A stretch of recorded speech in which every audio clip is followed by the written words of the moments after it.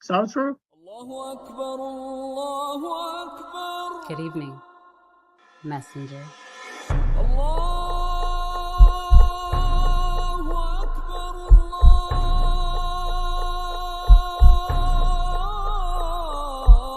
You convinced us that you were the last messenger.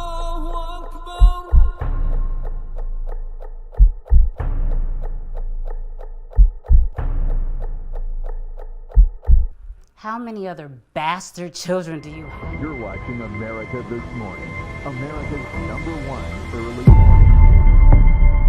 Time after time after time, we are watching murderers go free. They hide behind their badges, they hide behind their white privilege, and they use the excuse that they fear for their lives to murder our young people in cold blood.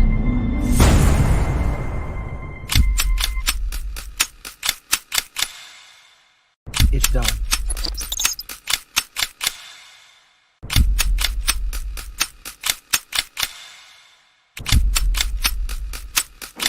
Ex, my brother. No.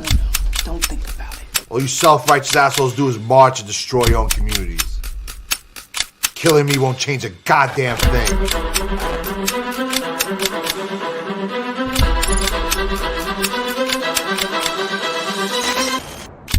It's a lot different when it's a grown black man standing his ground.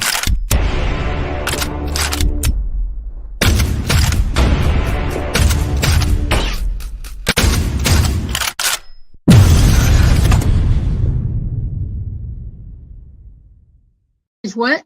I said Malcolm alleged that some of Elijah's women were underage secretaries, and can you expound on that? Yeah, well, I guess they were, because they were there. I seen them. I seen them myself. It's all true. It's all true. Good evening, messenger.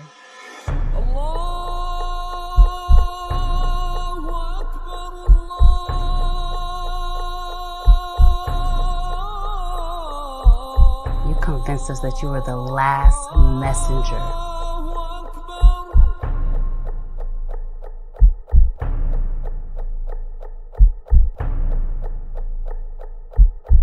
How many other bastard children do you have? You're watching America This Morning, America's #1 early.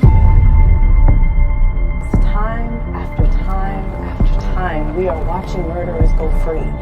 They hide behind their badges, they hide behind their white privilege, and they use the excuse that they fear for their lives to murder our young people in cold blood.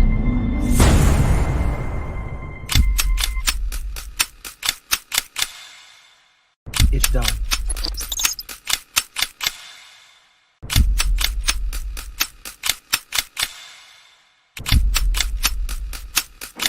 Ex, my brother. No.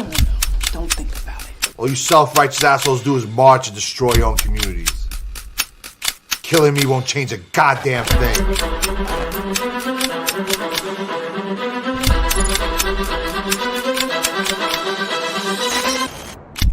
It's a lot different when it's a grown black man standing his ground.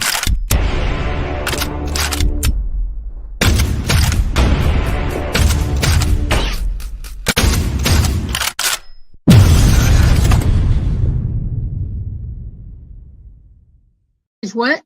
I said Malcolm alleged that some of Elijah's women were underage secretaries, and can you expound on that?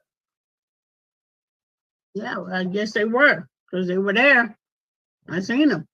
I seen them myself. It's all true. It's all true. Good evening, messenger.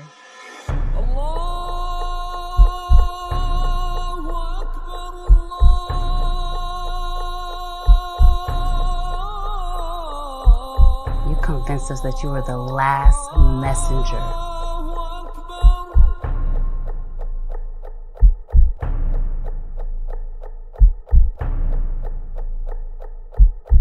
How many other bastard children do you have? You're watching America This Morning, America's #1 early. Time after time after time, we are watching murderers go free. They hide behind their badges, they hide behind their white privilege, and they use the excuse that they fear for their lives to murder our young people in cold blood.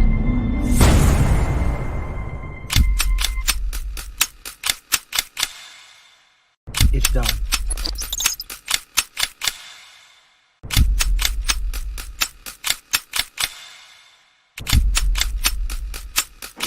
Eggs, my brother. No.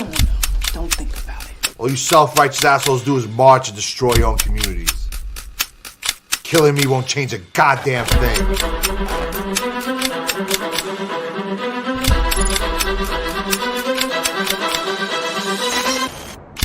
It's a lot different when it's a grown black man standing there drowning.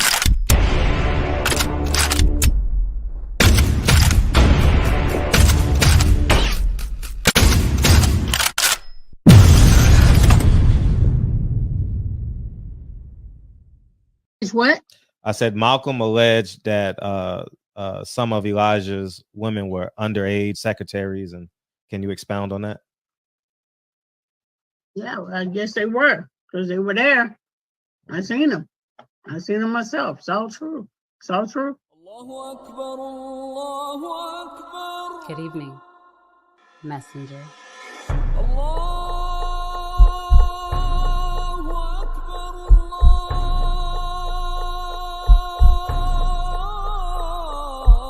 You convinced us that you were the last messenger.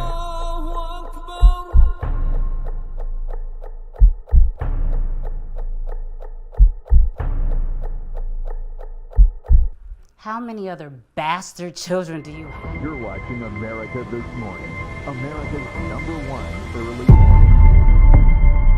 Time after time after time, we are watching murderers go free.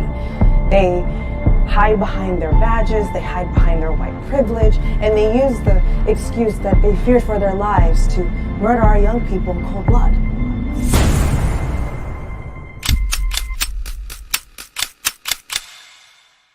It's done.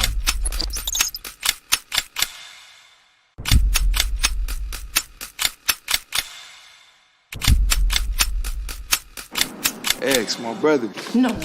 Don't think about it. All you self-righteous assholes do is march and destroy your own communities. Killing me won't change a goddamn thing.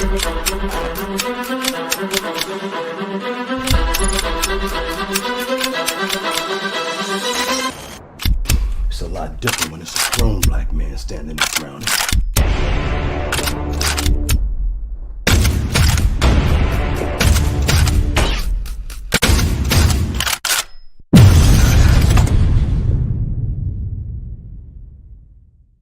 What?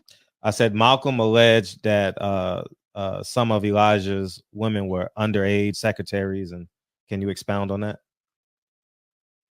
Yeah, well, I guess they were, because they were there. I seen them. Going on with the show, man. I appreciate y'all coming through, man. I had to take care of some stuff, man. Thank you guys for being patiently waiting on me, man. Who we got in the building? We got Stop Wasting Time. Stop Wasting Time. He just want to be seen. What's up, Keno? Adolfo? Appreciate y'all, man. Thank you guys for coming through, man. I saw Birdman. There he is. I saw Birdman. K-Dub. I know you love Al Haymon. Batman. Josh. What's up, Benjamin? Mr. Harrington. I appreciate you guys coming through, man. And without further ado, the gentleman who's chilling watching college basketball right now. Good. Yeah. The gentleman is walking, making his grand walk to the grand piano. And without further ado, the gentleman, Lincoln Curtis Gerald Hawthorne, ladies and gentlemen.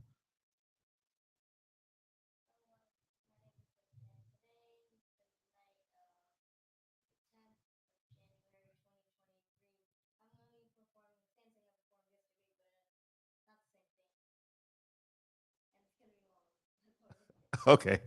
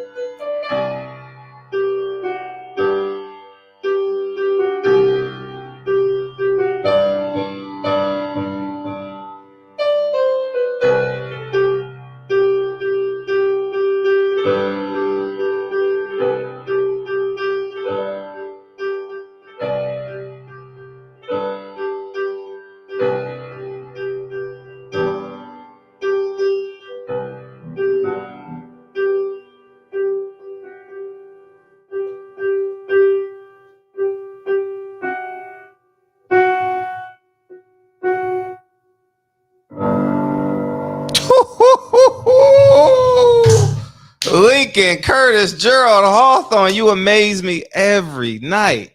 Wow. Wow. Yo, that was impressive. That was impressive, man. You got fire emojis in the chat. You can leave the door open. I love you.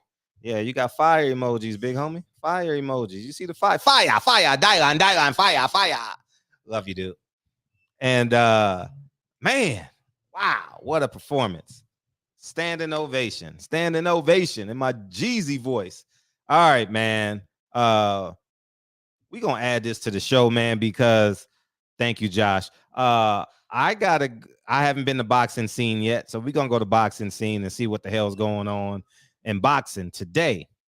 Shakur Stevenson expects Tank to utilize smarter tactics against Ryan. Spence Thurman, we talking about that tonight. Chris Eubanks, Liam Smith. When is that fight? Let's see when that's going on. Oh, shit, it's next Saturday, the 21st. I didn't even know. Okay, that's cool. Blair Cobbs is being Blair Cobbs. We got a big one this weekend. Our brother Johnny Rice is fighting this weekend, and we got East in Verona, New York. We got F.A. Ajaba fighting Shaw, which is going to be a compelling fight. You got a boxer versus F.A. Ajaba, and you got I'm pulling for my man Johnny Rice, man. I'm pulling for Johnny Rice, and I will be glued to the tube because I will be home all day watching the NFL football.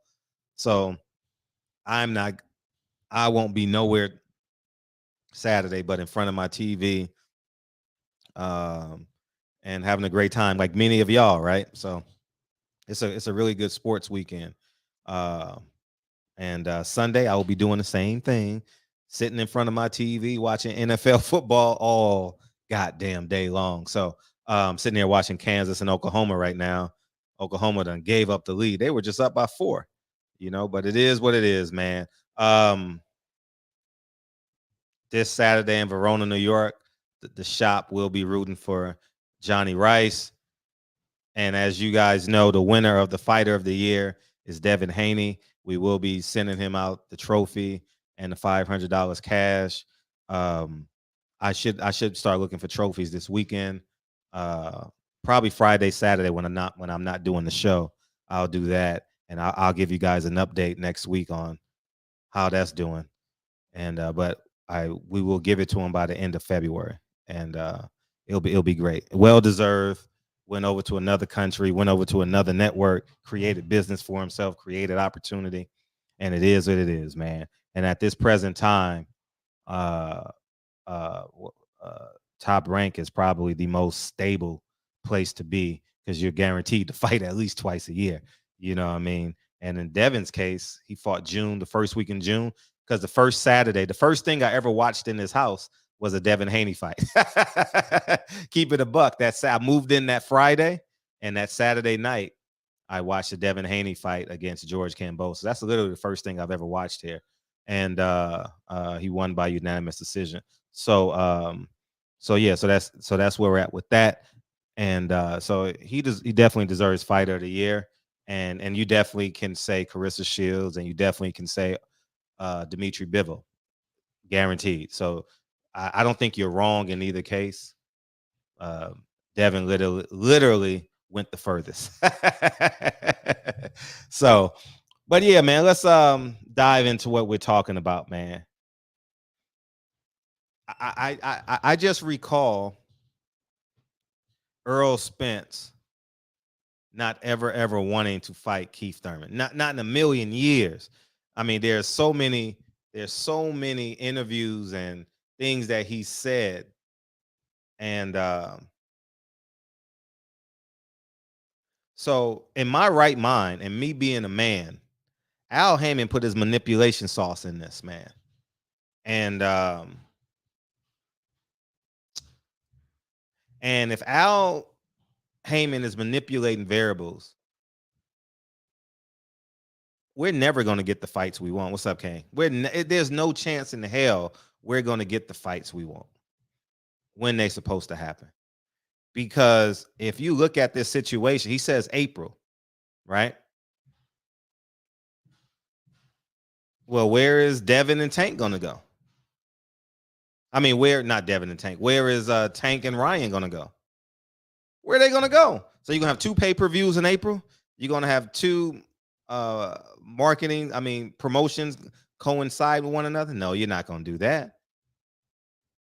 So Fred, why are you bringing this up? Why are you bringing this up? Because they playing in our face, and the fans just allow it. They're literally playing in our face. So you think they just had this idea yesterday, or have they been working for 3 or 4 weeks to make this Keith Thurman fight available? And in my opinion, I don't know how true this is, but they did their best to sweeten the pot for Errol so he can say yes. And I'm just not impressed with this move. Is it a good fight? It's a good fight. At 47, it's a good fight. At 47, it's a barn burner.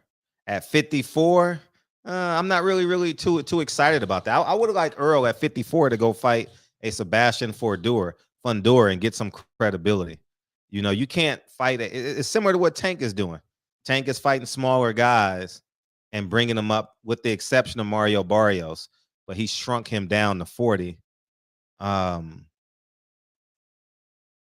If I was Errol, I would have fought a true 154 guy to get credibility, to get a level of respect. And it's not a great look. It's going to be forgiven because Errol Spence has a great threshold on the fan base and the media, so it's not going to be a big deal. But when you were champion, dog, like when you were a champion and you've gotten to the position of being a champion, you want the respect of a champion. And how you get the respect is you defend those belts. You make those sacrifices. And it's just awful, man. The more and more I see this situation, the more and more I realize Al Haymon has literally fucked up the sport of boxing. I mean, he has literally he blew the money. He messed up the networks. I mean, he just did a doozy, man. And now he got Errol Spence not defending his belts because of inactivity, not camps. If Errol was fighting 2 or 3 times a year, he probably could have made 47. You know, it's all speculatory information at this point. And if Errol Spence fights in April, that means everybody's fighting once a year, because Canelo has May and September, right? That's a guarantee. So now you got to satisfy so many other fighters. You got to satisfy Gary Russell. You got to satisfy Leo Santa Cruz. You got to satisfy Deontay Wilder, Andy Ruiz, Jamel Charlo, Tony Harrison, Erickson Lubin, Sebastian Fundora, Luis Ortiz, Chris Arreola wanted a date. J-Rock wanted a fight. Danny Garcia. Who else is at 147 on that list? Ugas should be coming back. It's so many dates that you got to satisfy. So many fighters you have to satisfy, and there's no place to put them. There's literally no place to put them. And if you look at the budgets for February, the 2 main events are equaling $1 million.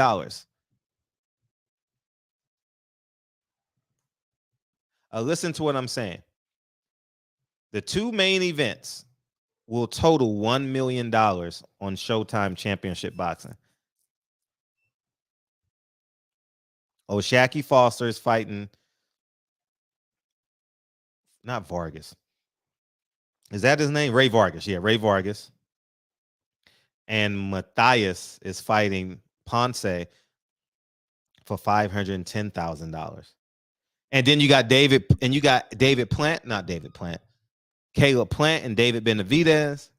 Where are you going to put these guys? You got Jared Hurd. Where are you going to put these guys, man? There's nowhere to put them. Adrian Broner did the right thing Terrence Crawford did the right thing. I stand on it. There's no room for nobody. Because in order for these guys to get paid, it has to go on pay-per-view. This shit is all fucked up. Al Haymon is literally the worst manager in boxing. The worst manager in boxing. Because now, for 4 years in a row, all his fighters has averaged 1 fight a year.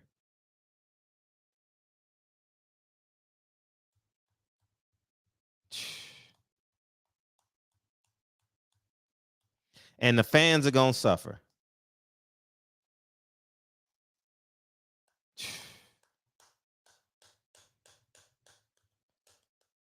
And then you gotta find a date for Tank again, right? Because he fought in January, and he's the cash cow right now.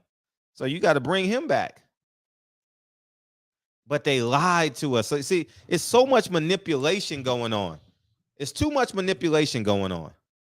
Ooh, this motherfucker broke his leg. Ooh. Ugh. But it was his ankle. And they manipulated us. They manipulated us. Ryan Garcia, Tank, and now they got Errol Spence in April. You think that just fell out the sky?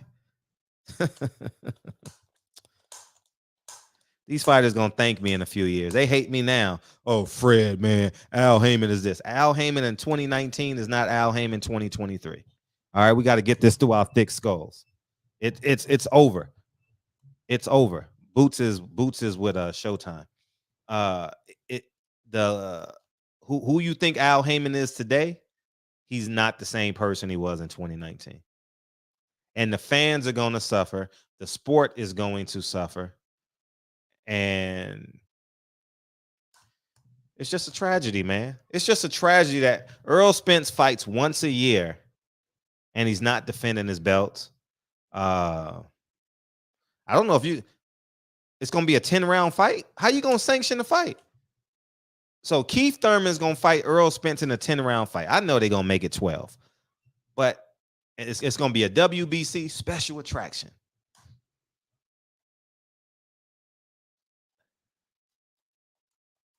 We got to see the big picture. And if I'm Errol Spence, I'm saying you got to see the big picture in this. Because fighting Keith Thurman at 154, people can come up with any type of excuse, Earl. So check this out. People can say, Earl was lazy. He don't want to make the weight. Earl don't want to lose his belts. And none of that may not or may be true. But you leave it open to conversation.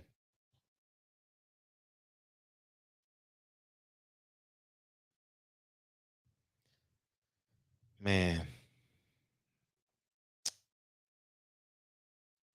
Yeah, the WBC would do for sure. The WBC will make something up. You know that. But it's I hope he sees it, man. But the fight is going on. Fred is just a YouTuber. I'm a hating YouTuber that told you that this is coming. None of these $1 million PBC fighters will be fighting in February. I'm going to do a video on this today. Maybe I'll do it now. Let's go through this shit now. Let's go. PBPREMIERA.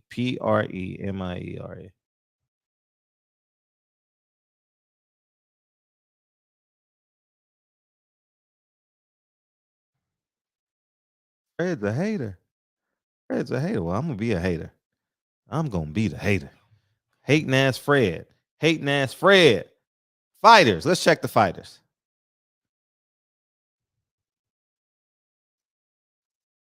All right. All right, we're going to go through this together. Well, we might as well have some fun tonight. I'll open up the phone lines in a second.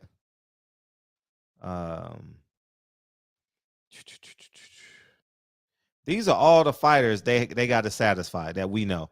Carlos Adame. Let me do this. Carlos Adame is supposed to be fighting Jamal Charlo. Devin Alexander. Jerwin Acasayas. Alfredo and Google was still there. Damn. Chris Arreola, he said he was coming back. Mario Barrios ain't fought since last February. The Rances Barthol, I don't know when they fighting again. David Benavidez ain't fought since spring. Jose Benavidez fought in July. Dominic Brazil, I think he's all but retired. Adrian Broner went over there. Marcus Brown is all but retired. Casamiro, he's a champion. When is he gonna fight again? These are all these fucking dates, man. Brian Castano, when is he gonna fight again? God damn. Jamal Charlo, when is he gonna fight again? Jamel got injured. When is he gonna fight again? Chris Colbert, he's a main event fighter. When is he gonna fight again? Cody Crawley is patiently waiting in Las Vegas, training every day in great shape. When is he gonna fight again? Shout out to Ness and them for doing that interview. Javante Davis, when is he gonna fight again? Karan Davis, journeyman tough fighter, got to get back. Justin LaRoche, Sergey Devinchenko, Anthony Durrell, when is he gonna fight again? Andre Durrell, when is he gonna fight again? Nonito Donaire, he's on PBC now. When is he gonna fight again? Austin Dulé got to get back on it. Thomas Delorme got to get back on it. Robert Easter, I don't know what he's on. Rashidi Ellis. I'm going to say something, and I need to do my research. But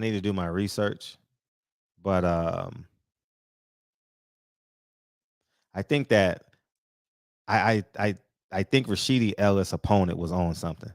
That motherfucker was strong. Chris Eubank is fighting next week. When is Brandon Figueroa fighting again? God, I forgot about him.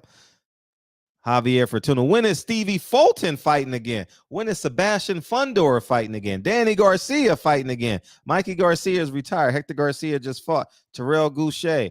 He's an undercard fighter that will be on one of these fights. When is Tony Harrison fighting again? Helena's just fought in October. When is Jared Hurd fighting again? Daniel Jacobs is on the other side of the street. When is Jamal James fighting again? He ain't fought since last January. He got to make a comeback. Travis Kaufman's retired. James Kirkland. Adam Kornowski's retired. When is Laura fighting again? God damn. When is Angelo Leo fighting again? PBC and Mayweather Promotions done forgot about him. When is Sergio Lipinets going to fight again? When is Erickson Lubin going to fight again? God damn. Another main event fighter, Mark Masego. When is he fighting again? Wow. Abner Mares, forgotten long in the tooth. When is Charles Martin going to fight again? Frank Martin. I mean, it's just too many. Matthias is fighting. Damn. Vito just fought. David Morrell needs a date.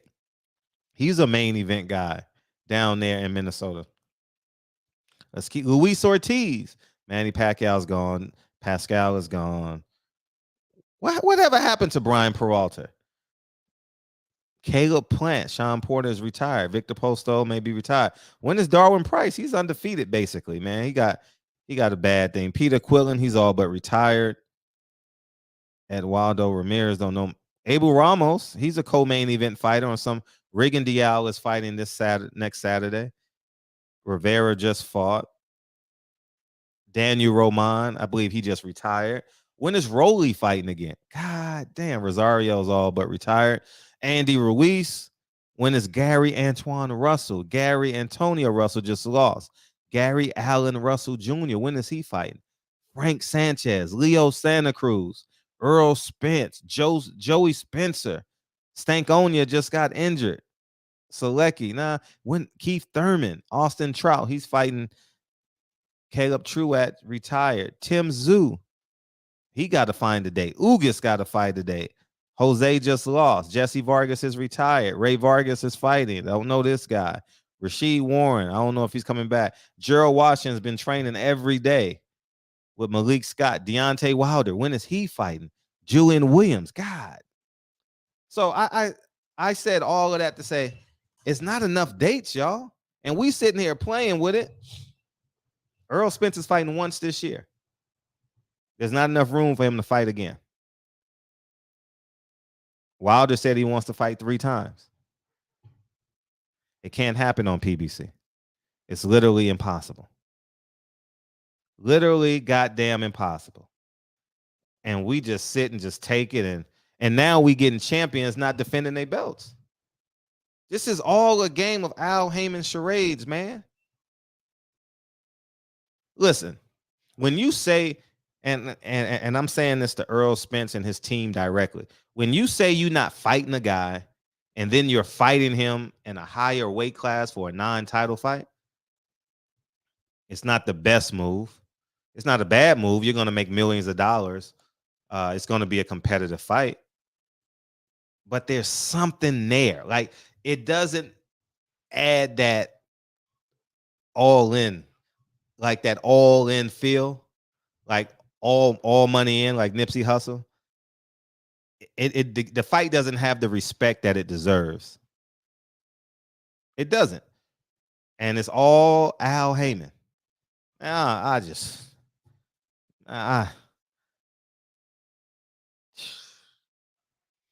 It's just tearing the fabric of the sport. Literally tearing the fabric of the sport up.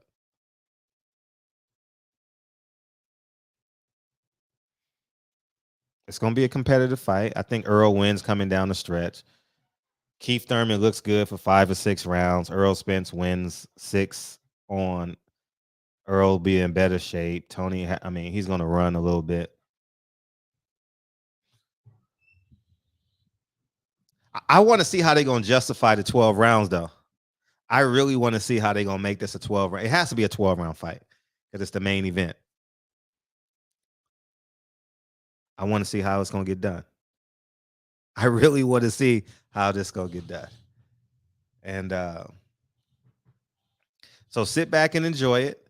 Caleb Plant, David Benavidez can't happen till July now. Can you believe that shit?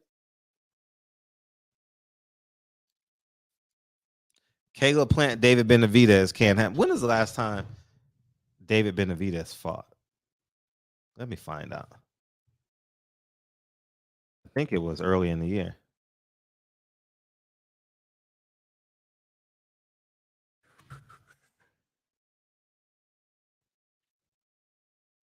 Boxing professional record. May 21st.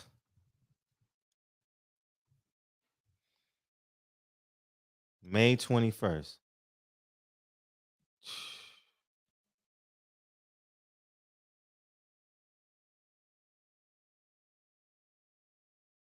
Damn. May 21st, y'all.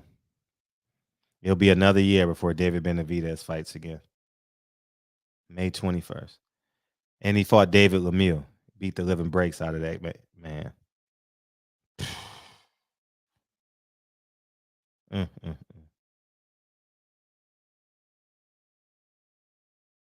Damn.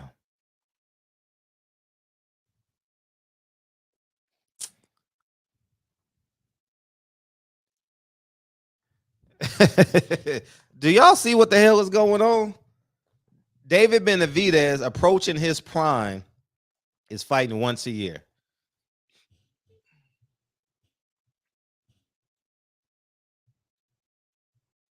And then something I also want to say is Errol Spence and them may be moving towards Canelo. I don't think Terrence Crawford gonna get a fight. Terrence Crawford might as well empty the clip on his relationship with Al Haymon because it's a wrap. It's a wrap. Nah, not online. I do it on my stories every now and again. Maybe once a month. I do it on my stories.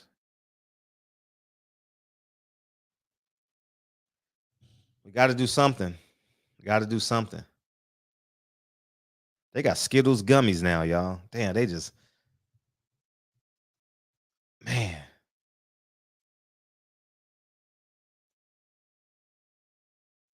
I don't know. I sit back and I analyze this shit mentally, and I'm like, who's gonna stand up to Al Haymon?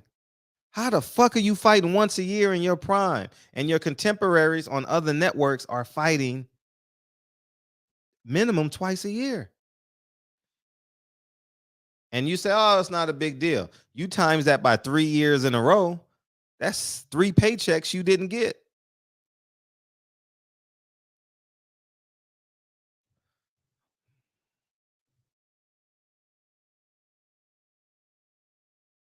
I'm about to go on this campaign. Wake up, PBC fighters, wake up. I'm about to go on a campaign. They're going to fight at junior middleweight. How can Errol go back down to 47?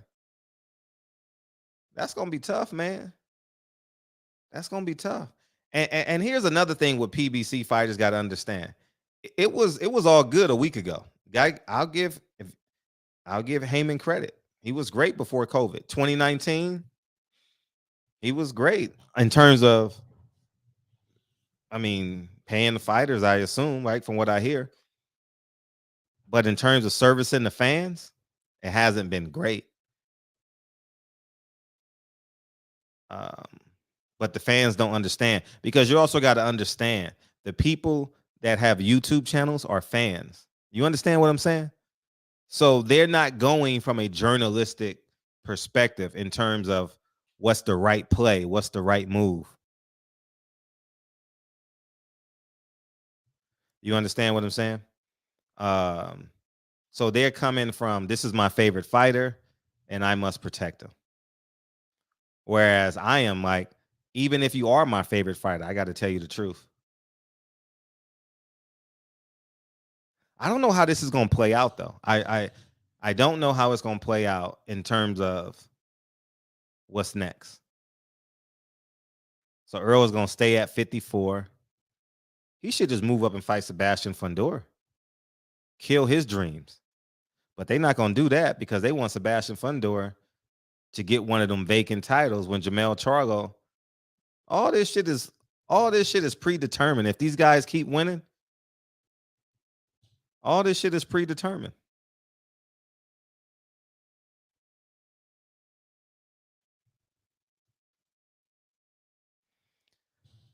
Yeah.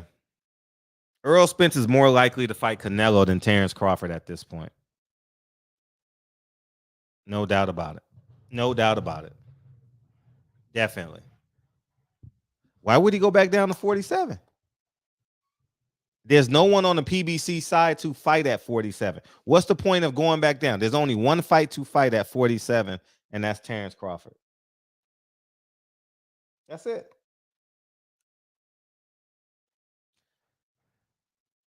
We ain't gonna get Wilder 3 times this year. That's a whole fucking flying fucking shit.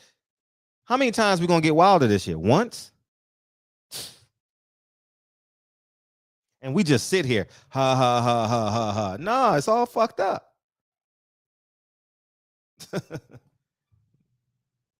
It's all fucked up, man. I want to see David Benavidez.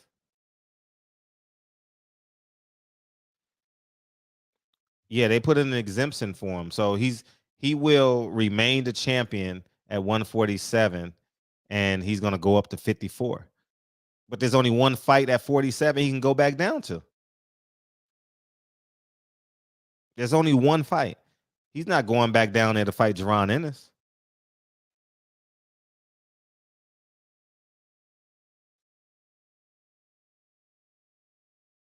It can only be Terrence Crawford.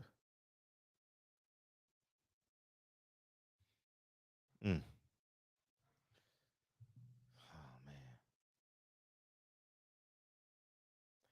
Y'all don't understand how this just offsets the whole sport of boxing. It makes all these fights impossible now. Al Haymon must get it's gonna be for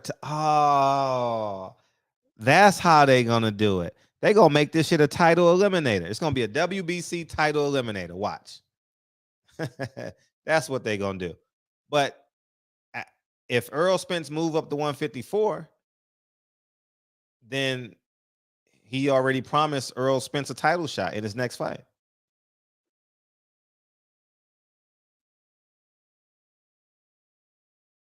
And that's the truth. Errol ain't fighting that one. Errol ain't moving up without a shot at a belt now. You can bet your bottom dollar on that shit. Errol gonna get a title shot. But it's not gonna be till 2024 now. There's nowhere to put him. I don't care about the ducking at this point. I'm not even debating that with nobody no more. How does Fred know that Errol Spence wasn't fighting until April? I can pull up a text right now. I won't show you who I sent it to, but I can pull up a text right now. And these are my words. Let's see if I can find it. Jordan.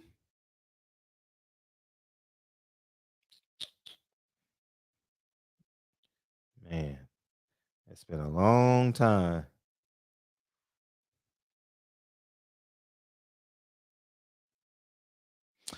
Yeah, Errol Spence not fighting to at least April. That was the play all along. That's what I told him. That's what I told somebody. I told them. But, you know, Fred is just a YouTuber. But I know what the hell is going on. And this is sad. Now we're going to say because Errol Spence got a fight date on pay-per-view. Oh, yeah, things are going great. Things are getting worse.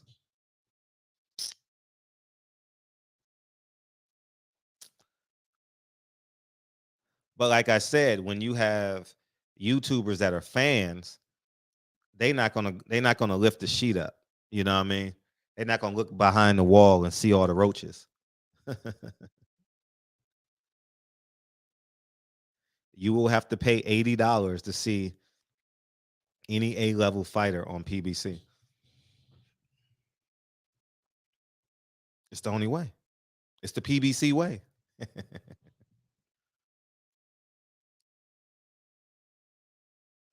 Now it's really over. It's really over. If Earl is fighting in April, there's only 6 months in a year for fights.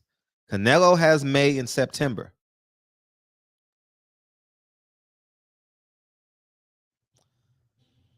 I thank God for Lincoln. Lincoln got me back falling in love with basketball. I'm so happy because now I can sit at home and watch football. I got basketball to the end of June. Yeah, the fire stick. Y'all might as well just invest in the fire stick. You know what I mean? Invest in the fire stick. I think a $35, $40 pay-per-view is cool. But to pay $80, nah, man. $80 gotta be. I would pay $80 for Caleb Plant, David Benavidez. I would pay $80 Errol Spence, Terrence Crawford. I do want to see that. And I do want to see. I think that's a good fight. I think it's a great fight at 47, though. Keith Thurman and Errol Spence. I think it's a great fight at 47. 54, Errol Spence advantages is just, it's too much. Earl's competitive advantages at 54 is just too much for Keith Thurman. Too much to overcome. Errol Spence is a big dude. You know what I mean? He's strong. You know what I mean? He got paws, no homo, but got big legs. And, you know what I mean? Keith Thurman has no chance at 54. No chance. Zero chance. For real. None. Zero. Nada. It'll be like Mikey Garcia. It's going to be like Mikey Garcia. I'm being honest. Earl going to get hit a little bit, and it's going to be competitive for a couple of rounds. Yeah. Because that's boxing. But round 7, Errol Spence going to break this motherfucker down so bad. It's not a fair fight. It's not a fair fight. But yeah, 47, I think it's a hell of a competitive fight because the sacrifices Earl got to make to be great in that fight makes it way more competitive for Keith Thurman. So, but I will support it. Earl supports the platform with, you know, so I will, and I will buy his merchandise and all that. But these, but you gotta, it's no return after this. Nah, I think let's see if the phones work now. I done reset it and did what I needed to do. Let's see if the phones work now. I hope they work. Please call me now. What's up? I ain't heard from you in a minute, TB. Call me now, dog. Let's see if these phone lines work. Let's see. I don't know, but we gonna see.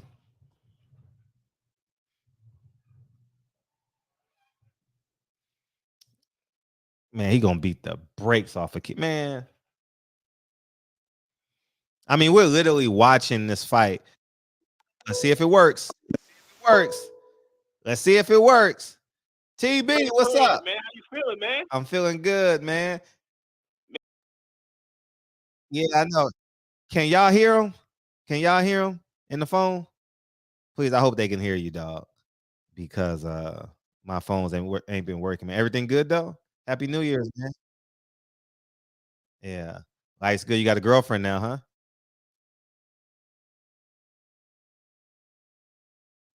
You got oh really? Congratulations. Yeah, I've I guess it is working. I guess they can hear you. Let's see. They ain't no one.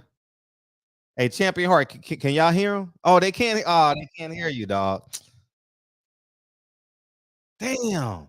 I'm gonna have to get a new number or something. I don't know what I did, but the phone ain't working. I don't know what I did. Nope, they can't hear you. Beam in. You ain't got to show your face. Beam in. I want to talk. Oh man, you got Obama, man. You got an Obama phone.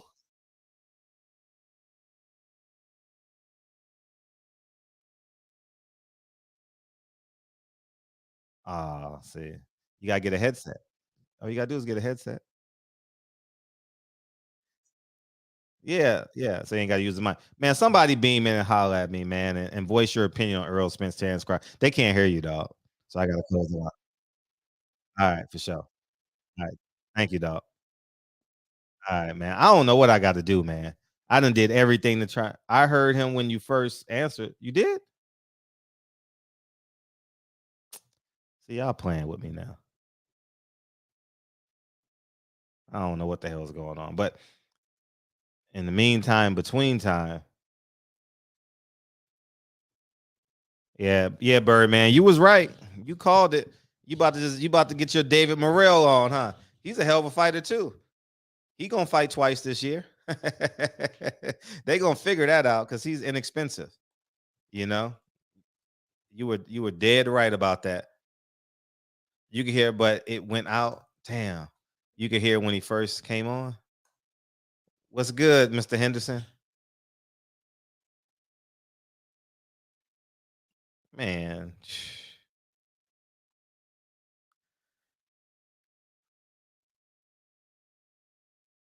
it's like PBC is not even real anymore. You Caleb Plant, David Benavidez, we ain't getting that fight till the summer now. Somebody may fight in March, but it can't be pay-per-view. Imagine we get David Benavidez, Caleb Plant on for free. Al, if you give us David Benavidez and David Benavidez and Caleb Plant, I won't talk about you for a month. Give it to us for free, Al. Come on, Al. We need a fight in March. That bullshit fight card you giving us in February is terrible. In my Charles Barkley voice, terrible. Y'all did hear him, huh? Oh, it does work then. Y'all did hear him? Shit. All right, we'll fix it again. Man, he gonna beat the shit out of it. That's not a fair fight, dog. It's not a fair fight. But now it just confirms that Al Haymon is in control. These fighters don't have the say-so that they say they have. You know, Al Haymon is being Al Haymon. So now when they do interviews, we just sit back and be like, yeah, I know. Yeah, I know. Like now you really can't believe what the PBC fighters say. Hey, I'm gonna do this, I'm gonna do that. No, you're not. No, it's not. It ain't having it. And I'm not being disrespectful at all, but it's like, well, what's the point? Nothing you say will happen. Nothing. I want a free fight. That's what I want. I want a free fight. Gratis. Free. That's what I want. We should get David Benavidez and Caleb Plant for free. That'll never happen. But I really want to know what's going on with Fox. Is that over? I thought they had 1 or 2 more fights left on that deal, but it must be over because they haven't announced a pay-per-view card. But maybe Errol Spence will be on pay-per-view on Fox. Maybe that'll be it. But that's in April. God damn. It's not looking good. It's not looking good. Hey, what's up? What's up, Fred? How you doing? Hey, I'm doing well, man. How you doing? Doing good. Is it okay if I come by here? Because every time I call, it doesn't work. Yeah, you could. Yeah. Is this Perfect. okay? Do I have to turn on the Yeah. camera or? You can do what you like. You can cut it on, not do it. Yeah. Oh, okay. What's up, Fred? Yeah. I mean, I just had some questions that I wanted to ask, and I was wondering if I could have like an actual dialogue. I don't want to do a monologue where I'm just talking to myself. I had some questions that I wanted to ask you, if that was okay. And Yeah, just... go ahead. Yeah. I got So the yeah, answer. you titled the video "Is Haymon Forcing Spence versus Thurman?" But well, let's just say that Haymon did force it, or either Spence wanted to fight. I mean, don't you think it's a little weird that it's happening at 154 for no titles? Maybe wouldn't you want to blame Spence for that? Maybe he had a say in it, right? It Yeah, can't be all sure. Al Haymon's fault, right? Sure. Yeah. So, but why is it titled Al Heyman? Maybe you got. I feel like you got to hold Spence responsible for it Sure. too. You know what I Yes, mean? Like, Spence shares the blame. I said that in my okay, monologue. I'm sorry, I didn't hear that. I'm sorry. I opened up. Mhm. Yeah, it's just like, what is your stance on it? Do you like it? Like, I don't like it. No, he gonna okay, beat the good. shit. He gonna beat the brakes off of. It's a great fight at 47. I think it's a good fight at 54. But you do know they both fought at 152 in the amateurs, right? Yeah, but it's man. I don't know if you ever seen Errol Spence. Errol, Errol, Errol Spence is a thoroughbred, man. Like God made him yeah. Errol Spence is genetically gifted for sure. As far as size, I mean, well, look, Yeah. He's 5'10. who was bigger, Errol- Ugas or Spence? Said who's bigger? Yes, Spence is you way seen them bigger. fight, right? You think Spence Spence was bigger? Yeah. Okay, well, they look pretty even to me, and Ugas started at 140. Because he fights at 47. See, you ain't seen Earl in between fights. Earl is big. Like let's see. I mean, he looks like a football. He looks like an NFL player. He could pass for a cornerback. DB? A DB, yeah. Okay. Him and Jamal Charlo. They built different. Yeah. Okay. They got great genetics. Okay, all right. Well, yeah, thank you. That's all it really was. I was just a little confused. I came here kind of late. I just wanted to know your stance on it. No, they do share the blame. And I don't think this will be great historically for Earl. How so? Because you're pulling up a 47 guy to fight at 54. I agree 100%. I just wanted to make sure. Yeah, I totally agree. Like, and he was your mandatory at 47. So you pull him up to 54. Right. That's not a great look. I 100% agree. And I feel like people need to be aware of that, because this is bullshit. I mean, you already got fighters fighting once a year, and now you're doing something like this. I think is just adds more injury to assault to injury, I feel like. And yeah. I feel like people shouldn't give a pass on this, man. This is crazy, man. It's a good fight, but it's a good fight. I mean, it's an entertaining fight. The press conferences is gonna be great. Earl with his one-liners, Keith Thurman with his two-liners. It's gonna sell. It's gonna sell. It's a good fight. It's definitely a pay-per-view fight. I'm not saying it's not a pay-per-view fight. I'm saying, like, man, Earl, yeah, but it's just like, how are you gonna sell it now? It's not a title fight. It's gonna be for a title eliminator. Trust me. Okay, man. WBC has the most title eliminators. I mean, well, this is already for the WBC mandatory, right? Supposedly. No, but it will be. The WBC is the king of title eliminators. Yeah, man. I mean, title eliminators Sean Porter had and Erickson Lubin. It's just, man, I don't know how they're gonna sell this, man. Is it even official, or it might change? Like, what is it looking like? Well, Earl got to fight. So you got to fight somebody. And I mean, someone. And this is my last question. Do you think this is it? This is the last. He's not 147 no more. He might be over. No way he can go back down, man. There's no point if you're moving up. There's no way. I think they're just holding the belts to put other people in position, but it's just no way, man. It's no way. Why would he go back down there? Yeah, unless it's for Crawford, and that's looking kind of bad already. All right, well, shit. End of an era, I guess. All right, well, Fred. It's not the end of an era. It's just boxing politics playing us right in front of us. Jerry, you think that fight is more competitive, huh? I don't think so. Yeah. But this means it's only 8 months. It's only 6 months left in the calendar for fights because Canelo has May and September. I mean, you could put pay-per-views on, but let's just say it's not. There's only 6. You can't do a pay-per-view every month, right? Because you got to promote it. So what are you going to do with all these main event fighters? Well, PBC, they're putting anything up for pay-per-view. Yeah, but you can't put a pay-per-view on every month. So what do you do with all these main event fighters? Put them in the storage case and don't let them fight. Like, that's the whole point that people are saying. People were DMing me today. Oh, PBC ain't broke. I told you. And I just, cool. Because y'all don't see the big picture. Y'all don't see the roaches behind the wall. They only can do 6 pay-per-views a year. Because you got to promote them. Oh, Fred, I think you're undermining the things you've done for boxing. You've done a lot. You raised a lot of awareness of what PBC has been doing. So I think you've actually done a great job. And I don't know if anybody's ever told you this, but I really appreciate what you're doing as far as raising awareness for the inactivity of boxing. And I want you to keep it up, please, because this is crazy, man. I'm a boxing fan, right? I'm a boxing nerd, but and a lot of my favorite fighters from the PBC, but just seeing fighters like Spence fight once a year, man, it hurts, man. And you raising awareness, man, that's what we need. And if people don't know, that's their fault. So that's all I'm gonna say, man.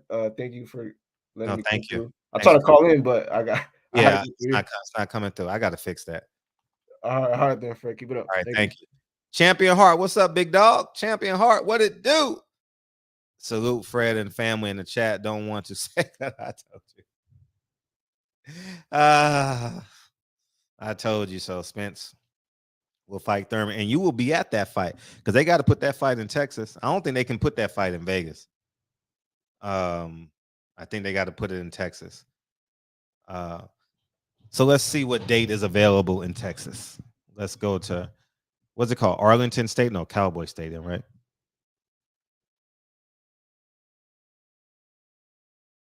Cowboy Stadium. Let's check is this it? .org? Okay. April 1st and April 8th are taken. You got Taylor Swift and Billy Joel. So that April 15th date is available in Vegas that they had put on hold, or they can go April 15th or 22nd or 29th in Dallas Cowboy Stadium. So they got a lot of room to work with. They definitely got, so we'll see what happens. But I just he should have fought Tony Harrison. See, that would have gave him credibility. He should have fought Tony Harrison at 54. I like that fight. I like the press. Nah, Tony Harrison and Errol Spence are friends. There ain't gonna be no friends. It's gonna sell. The fight gonna sell. It's a competitive fight for 6 rounds. Errol gonna close that ring up. But Errol is only gonna fight once this year.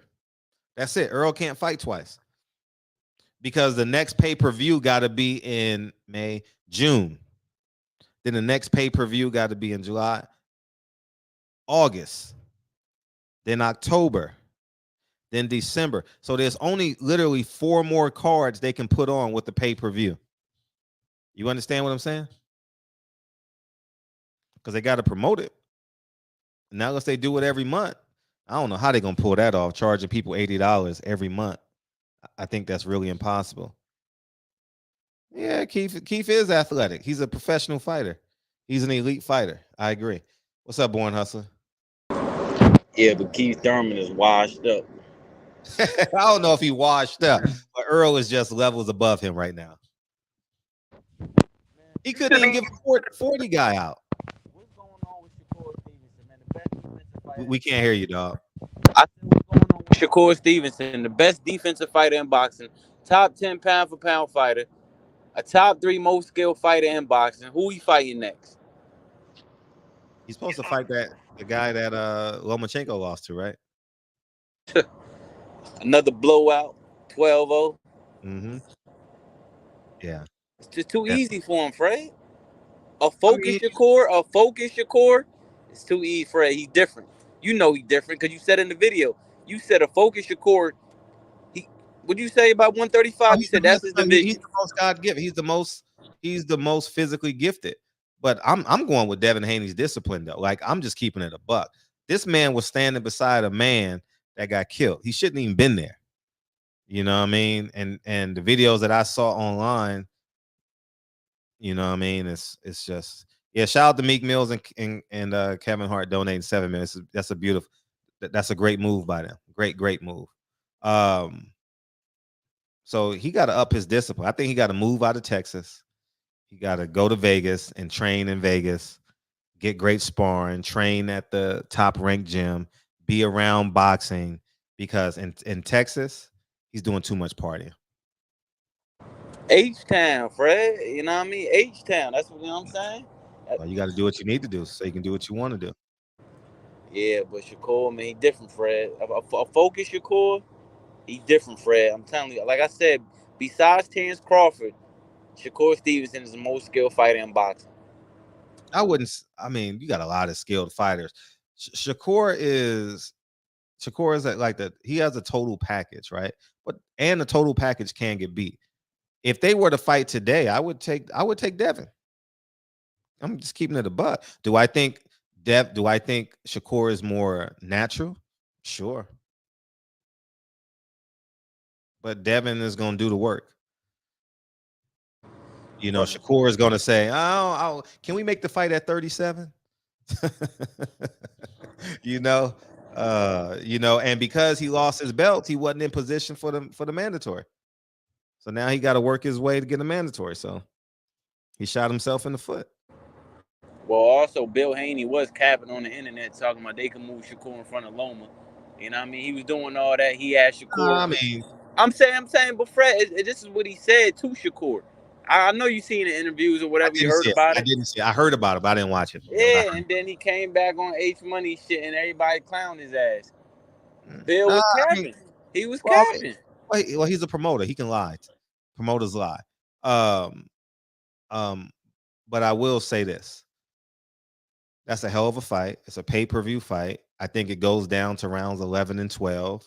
And who's going to win round 11 and round 12? I trust Devin right now. Seriously. It is Devin got a few chains and a few tattoos. That's it. Shakur parties. Like, you know what I mean? And when you got a athlete who mind thinks as fast as you, fast twitch is as fast as you, Shakur has some advantages. You know, he's great with distance. I think he's more I think Devin is more athletically gifted in terms of defense. I think Shakur is a little bit more tactically gifted in terms of defense. But I would say Shakur. So Fred, Devin don't party? I'm not saying he doesn't party, but I've never seen a drink in his hand. And I stand by it until I see it. The same thing I say, Errol Spence is a change man. You're not gonna, and like people get on me, like when I was having a conversation with Mr. Muhammad. No, Errol Spence is a family man to me. Every time I see him on Instagram, he's with his girlfriend, he's with his family, he's with his kids, and he's doing the right thing. So I think everyone has a Malcolm X moment, man. You know, mine wasn't drugs, alcohol. Mine was women. You know what I mean? Yours may be whatever, you know. Everybody has a Malcolm X moment. You got to make a decision. You know, you're gonna serve your demons, or you gonna serve your purpose. So yeah, it's up to Shakur at this point. We can't hear you. I said we gonna have to see, but a focus Shakur, I don't think nobody fucking with him. Well, At the end of the day, what they say, Fred, defense wins championships, right or wrong, Fred? They say that in basketball and football. Yeah, but in boxing too, because look at Floyd Mayweather, you know what I mean? He shit just might can't hit you. You know what I mean? What's the sweet science? Hit and not get hit, right? Right, facts. Right. Well, tell Shakur to get focused. He missed weight his last fight, and he was out partying 2 a.m. in the morning.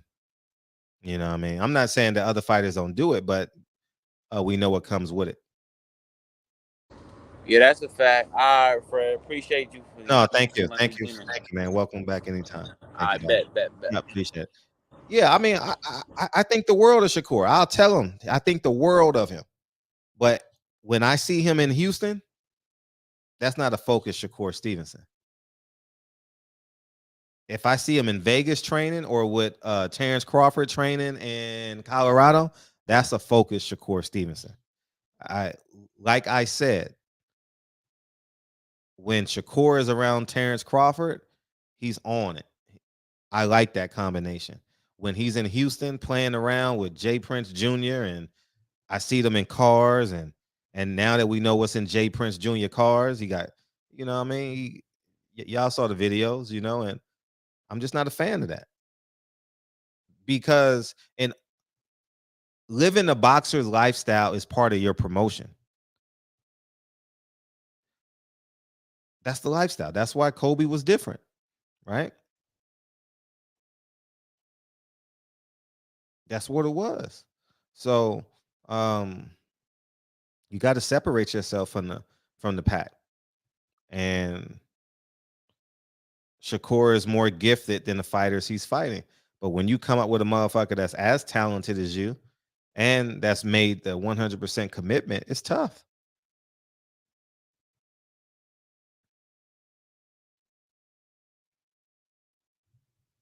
I think we think that, oh, because you're great, you're supposed to win every fight. You got to earn these victories.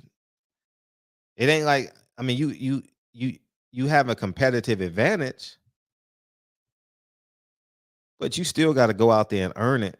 And the first way you earn it is making weight, having a great camp, protecting your body. You know?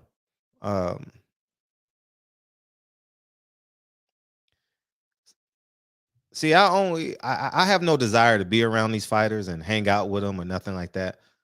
So I only go by what I see. And I see the same thing you guys see. You know, the Instagram, Twitter, and I don't have Facebook, but actually I don't use Facebook anymore. So I only go by what I see. And I'm gonna tell the truth on what I see. And that's it. So should Gary Russell retire at this point? No, man, he shouldn't retire. He gonna get a fight, but it's not gonna be till 2024. Yeah, man, it's just a tragedy, man. What's going on? It's a tragedy. You know what I mean? I woke up, man. I was drinking that Al Haymon Jim Jones juice. Al Haymon got that Jim Jones juice. You know what I'm saying? I was drinking it for a minute, dog. I was blindly drinking. Give me the juice. I was blindly drinking that juice, Champion Heart. You know what I mean? And then I woke up. You know? I've been right, though. I was right about Eddie Hearn and DAZN. They nowhere near America. They gone. 18 months, they were gone. They couldn't sustain that. But then when you look at this situation, follow me, dog. Put your emotions away on either side for this. Follow me. Eddie Hearn with Anthony Joshua and DAZN made the same deal. Fred, what are you talking about that Al Haymon made? Al Haymon created PBC on the back of Floyd Mayweather, but Floyd Mayweather was not attached to PBC. Eddie Hearn created a deal with DAZN, and Anthony Joshua was not a part of the deal with DAZN. It just mirrors each other, man. You know what I mean? Eddie Hearn came in and overpaid. We hated on it. Al Haymon came in and overpaid on it. I celebrated it. You see the hypocrisy? You see the hypocrisy that I did? You know? But no one's man enough to admit the shit. You know what I mean? Everyone's just gonna say, Fred, he's a black man. Let him destroy these fighters' careers and take their prime away. It's okay. It's okay that he destroyed Gary Russell's career. It's okay. It's okay that David Benavidez is gonna fight again once this year. It's okay. It's okay. Errol Spence will be out the ring 12 months. Keith Thurman 14 months. It's okay. It's okay. It's no big deal. Jamal Charlo, next time he get in the ring will be in 2 years. It's okay. Let him do it, Fred. It's okay. Bob Arum gets a perfect stranger in Devin Haney. The man will fight 3 times in 300, not calendar days, but 365 days. He will have 3 fights. And if I'm not mistaken, Lomachenko got to be a career high payday. I'm just doing it off common sense. The fight is going to sell out. It's going to do over 3 million ratings. The advertising budget will be there. So it probably will be a career high payday for Devin Haney. And probably Lomachenko as well, because his biggest fight was during COVID. So this probably will be for both of them. So I don't know what we're going to do. You know what I mean?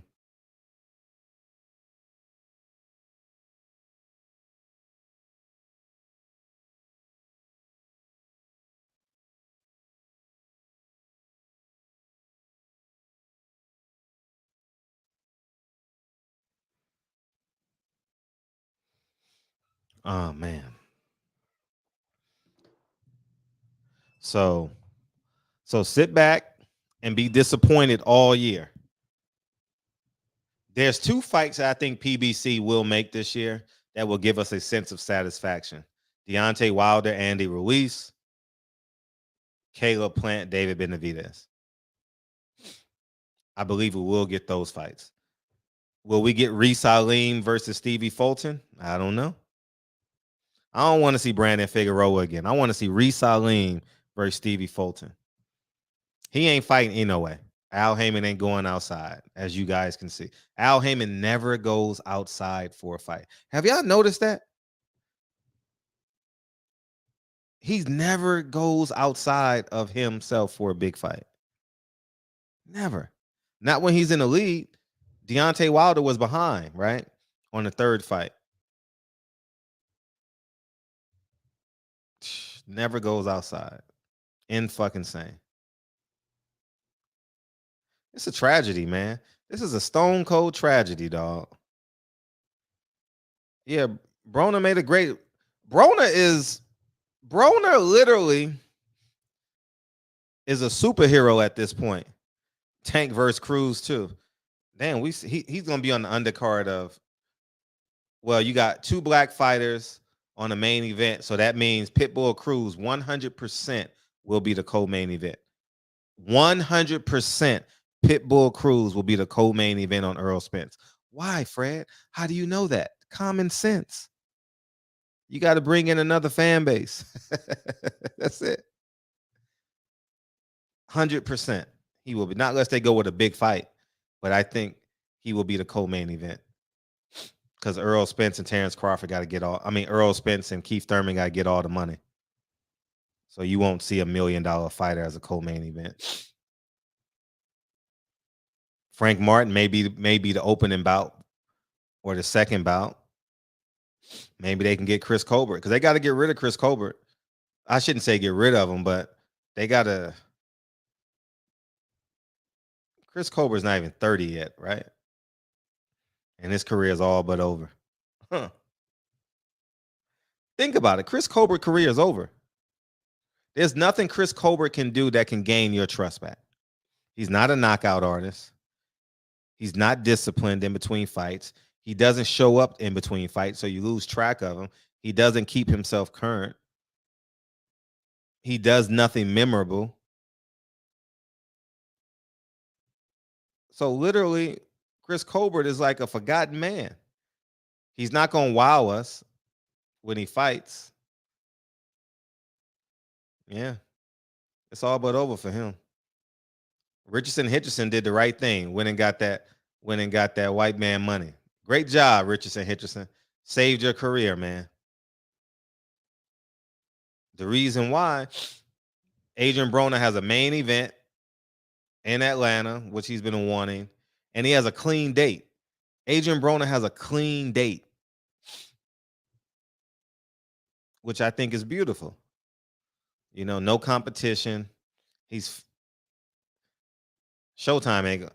Well, we're gonna watch both cards anyway because we're fucking boxaholics. So we're gonna watch both cards, but people are gonna watch Adrian Broner. It's gonna be beautiful. Frank Martin should fight Gary Russell. I like that fight. Frank Martin and Gary Russell. Make that fight happen. Because now Al got to start getting rid of these fighters. It's going to be Chris Colbert or Gary Russell. And he's hoping that he can get rid of Chris Colbert or Gary Russell. And that's the reality of this. He got to start eliminating fighters.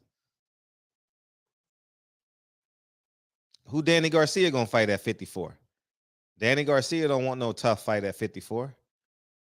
Danny Garcia strategically and happily living his best life.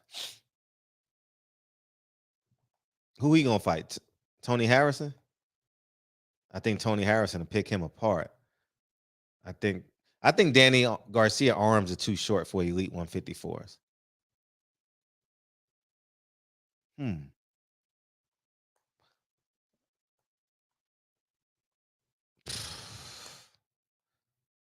Well, Showtime could give us Jamel and Tim Tszyu in July, quite possibly.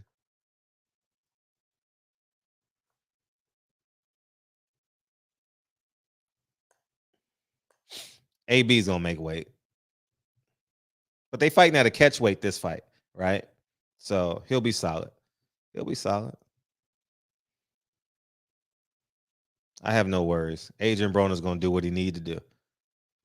Shit, if that motherfucker got to take X-Lax for a week, he ain't gonna do that though. But he's with Coach Cunningham, dog. I got no worries about that, man. I've never been in camp with him. Don't know Coach Cunningham, but from what I hear, from how Adrian Broner talks about him and how Tank Davis ran from him, Tank Davis did one camp down there, 2 camps. He said, "I'm done. I'm done with this dude. Hell no, he too hard." So I know he ain't no bullshit. He's a military man, no bullshit, and a police officer. So nah, he ain't good. I like Garcia and Lubin. Great fight. Al Haymon should put that fight on Showtime. Danny Garcia, Erickson Lubin. But Danny Garcia ain't gonna fight no softball. I'm just being common sense. Tank ain't going to jail, man. That's why he fought. He got that money. He got that payola. He ain't going to jail, man. They're gonna pay that girl and they're gonna be like, well, the witness isn't here, so we have no case. They're gonna pay her, or they're gonna go to civil suit. Tank ain't going to jail, y'all. I have no, and again, I still want to congratulate Tank. I think Tank did an extraordinary job selling that fucking fight. And it's just terrible that Meek Mills and just the ignorance, man. The whole thing. If you want to blame Gary Russell, the Russell family, feel free. Blame anyone you want. But the fact that we're not talking about Tank doing a backflip off the rope, selling out 19,731 people, which is amazing. That deserves to be the conversation.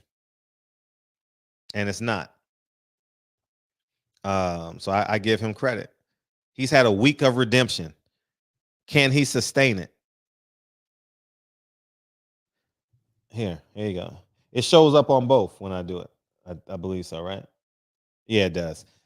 But he's had a week of redemption. You know, his baby mother came out and said he didn't do what he did, and he sold it out. But his PR team ain't smart enough.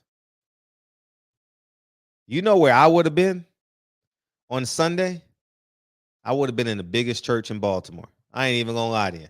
I would have been at the biggest church in Baltimore. The governor-elect came to see him in the back of the locker room. Do I think Tank should go to jail? I mean, I saw what I saw. I mean, my eyes don't deceive me. I don't know the law. I don't know if it's a misdemeanor, so I can't say whether he goes to jail or not. You know, I don't know what the statutes. I don't know what the crime entails. You know, it may be just a misdemeanor. It may be a felony. I don't know, so I can't speak on that. But I do know. He was at that. He was at the scene. I saw him get out of the car and run. And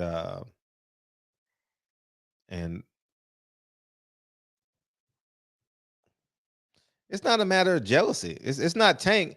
It's about fighting and getting paid, y'all. Every fighter does it. Ryan Garcia did it. Ryan Garcia had a whole marketing campaign. I'm gonna sit next to the best fighter I can find, Errol Spence, bet him $25,000 and get $20 million in promotion. Ryan Garcia did it. Devin Haney did it with Gary Russell. He said, I'll be your Huckleberry, when Gary Russell wanted to fight Terrence Crawford. Tony Harrison did it with Danny Garcia. The list goes on, man. Y'all, now we're not boxing fans because Tank is our favorite fighter. I mean, who gives a flying fuck, man? Fighters do that, man. That's the reality of this. Good pass, good pocket pass. That's the reality of it, man. And it ain't changing. It ain't changing, y'all. It's gonna do what it do. And you can call it hate. Hate is welcome in boxing. It's welcome.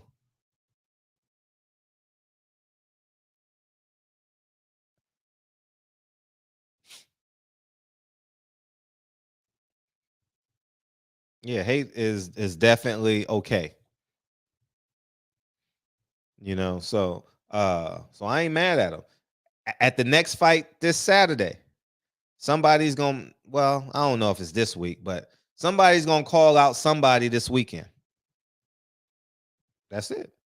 Jerron Ennis and Speedy Ellis. Do you call that hating at the press conference? I didn't see it, but I heard about it. Is that hating? No, that's not hating. Devin Haney's been pursuing what's the Venezuelan name? Teofimo Lopez. Is that hating? Every chance he get, Devin Haney tells Teofimo he's not a great fighter in so many words. And Teofimo does the same thing. Man, it's fighting, y'all. You can hate in boxing. It's okay if Gary Russell is sitting ringside and saying, oh, he ain't that good, he weak. That's what he's supposed to say. Matter of fact, that's what I expect him to say. Jamel Charlo said it at the Jared Hurd fight. Y'all go pull my interviews in 2017, 2018, whatever year that was. Jamel Charlo called him, oh, he can't beat me. He weak. He's this, he's that. You know? Andrade went into Canelo's press conference and demanded the fight, right? That's boxing, y'all. Hating, it's only hating when it's your favorite fighter getting hated on. You know what I mean? That's it, man. But man, let's be 100 with each other. Gary has the right to say what the hell he wants because he's a fighter.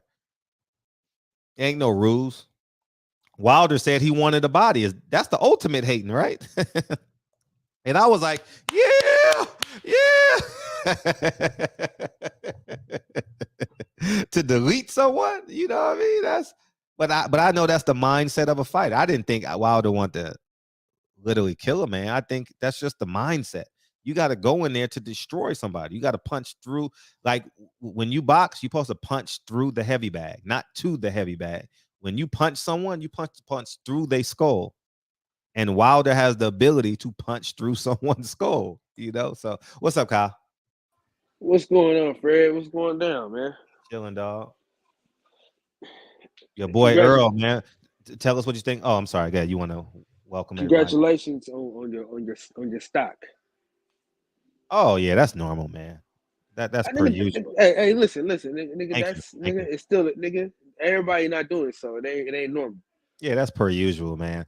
That's just one of the stocks I gave y'all because that's the one I believe that was going to do the best in a short period of time. It's only been 12 days. Look where it's at now. But You already know. You already know, man. This is. I don't know how you feel. I don't know how you feel. No, listen. Me and you, we talked about this already before. I said this already. Okay, Al Haymon, this is his MO, bro. This is what he do. He gonna get the outcome he want, man. He don't give a fuck who he hurts to get it. Dog, listen. He know good and goddamn well Errol Spence don't want to fight this nigga at all, under no circumstances. Man, and this is the thing about it, bro. It's like, now how do you blame Terrence Crawford? This shit look funny, man. It's funny business. Why do I need to fight Keith Thurman in April? Why can't I just get straight to Terrence Crawford? Dude, I don't like this shit, man. See, and then he got Errol looking bad, and it's not on Errol, man. It's on Al Haymon. It's on the business. Well, Errol got to sign the contract. Earl got to sign the contract, so Earl got to share the blame. Fred, you got to be accountable. You got to be accountable, dog. Fred, he ain't you. He ain't the boss. He's not the boss. We got to stop this. They got to sign a contract shit. You're gonna do what the fuck I tell you to do. That's what this is, man. Like, let's be honest. He's an advisor. He gonna advise you to do what he wants you to do, bro. Like, bruh, man, I don't like this shit, man. It's such a waste of for real. Like, it's like a waste. Like, it doesn't. It's like an exhibition because it does. He's still the champion at 47. There's no risk on Errol Spence. All he has to do is make weight and obviously be competitive. But if he loses, he just goes down to 47 and fights Terrence Crawford. You know, but the fight is not what it. The fight is not what it should be. You know, but I mean, a good promotion will heal a lot of these wounds, though. You know what I'm saying? They got to promote the hell out of this fight. You know, but they never do. But Keith Thurman should be coming out the woodworks within the next 10 days. And that's the worst part. I don't like. Yeah, that's a whole nother thing too. Keith Thurman doesn't. I don't know if he doesn't deserve. I don't want him. He don't deserve shit. But the ass whooping he gonna get. That's all he deserves. The ass whooping he about to get. Yeah, it's definitely gonna be an ass whooping. But Jerry think he has a chance. Jerry say it's gonna be a better fight at 54. Jerry, he got as much shot. He got as much shot beating Errol Spence as you got playing in the NBA. Facts. I mean, it's not even competitive, dog, at 54. Nigga, Earl gonna be big as shit at 54. Wait. No, he should fight a 54 guy and get some credibility. You know what I mean? Like pulling another guy up from 47 to fight at 54. That's kind of corny. Like, that's the MO. And I would tell Earl that too. Like that's not a good move. That's like Wilder pulling up a cruiserweight. I wish he would though. Because he's 215. You know what I mean? He's 216 or 2. You know what I mean? Hey, I want to see Wilder at cruiserweight though. Oh, come on, man. That's what I want to see. Why not? Man, he probably can make that weight. He's 37. I don't know. He's not young. You ain't got to make. If you ain't got to make that commitment, why should you? No, I'm just saying, like, you know, because it's like, shit, why not? Right. But Wilder, see, the one thing the one thing I respect about Wilder is he literally pursued Tyson Fury. Pursued that motherfucker. Like, you ain't getting away from me. There's no way in hell you're getting away from me. I like that. I also like the way David Benavidez talk. You know what I mean? Like, I just want to fight, dog. Just please, could I get a fight? He's literally begging in interviews. It don't sound like begging, but it's literally begging. Man, I just want to fight, man. Just anybody. I don't care who it is. I just want to fight. Go watch the Brian Custer interview. Anybody he said, just fight. I mean, you can't get a fight. Yeah, man. Yeah, man. I don't know, man. I don't like how it makes Earl look. You know. It makes Earl look a little bit different. You know what I mean? You got to live with it though. Got to live with it. Yeah. But see, If I'm him, I have the fight signed with Crawford. That's the only way you can fix this, Earl. Man, Get this fight signed with Terrence. See, man, but Terrence, man, see, the thing is, if Terrence Crawford don't sign with the PBC, that shit ain't happening, bro. Yeah, and Terrence got an ego about him too. Like Terrence, and he has a right to be. He's an undefeated world champion, 3-division world champion. He's earned the right to sit at the table. He's earned the right to own the table. Rome. If they both are welterweight, look, he earned that right. I don't think they. Earl is not a welterweight. Earl is not like financially or both. Mm-hmm.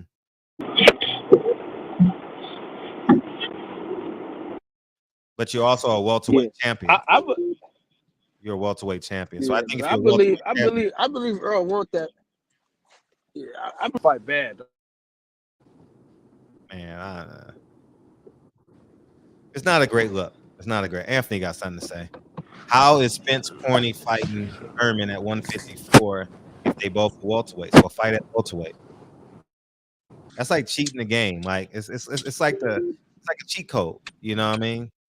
It's like a protection clause. You get to keep your belts. You're gonna fight in a non-title fight. It doesn't look good. You know what I mean? Yeah, you're right, Jerry. Absolutely. I couldn't agree with you more, Jerry. I'm in agreement with you. Go ahead, Anthony. What's up, fellas? You're too far away.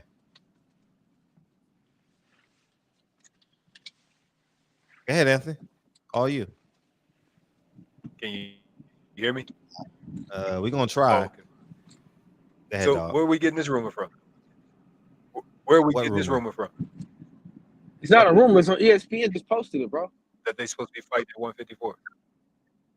Yeah, we didn't make that shit up. What We did didn't they say, say? hey, let's make up a story about Earl Spence and Keith Thurman. Yeah, I mean, it's still a rumor. ESPN just spreading the rumor. Okay, well, we just talking They about don't have no facts. It's But the I was wondering where that was Oh, the coming from. WBA champions. Y'all got it from ESPN, okay? No, the WBA. No, I actually read what the WBA champion said. I mean, the WBA president said. The WBA president said Earl Spence handlers has come out and asked for an exemption to fight at a higher weight class and still remain champion and fight in a non-title fight in a higher weight class. That's what the president said from the WBA in a quote. Oh, but that'd be interesting. I mean, I don't see why I could agree to anything like that though. I mean, he said he was going to be world champ again. I mean, this is his chance. I don't see why he would do that. And they mandated it. The WBC mandated it at 147. Right.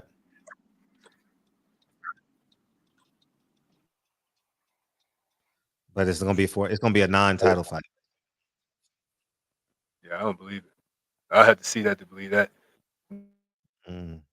Yeah, I'll read you his quote. Knowing that he wants to be champion again. I'll read you his quote because other people may be driving. He got what he wanted. He got the weak match Barrios. I'll read it to you. I'll read it to you so you have clarity. I'm just gonna read you the quote from the WBA president, and then that way you can formulate what you want to formulate. WBA President Gilberto Jesus Mendoza confirmed to Boxing Scene that representatives for Spence sought approval to take a non-title fight. The WBA conditionally approved the request with a resolution of matter still to be submitted to all involved parties. That's the quote.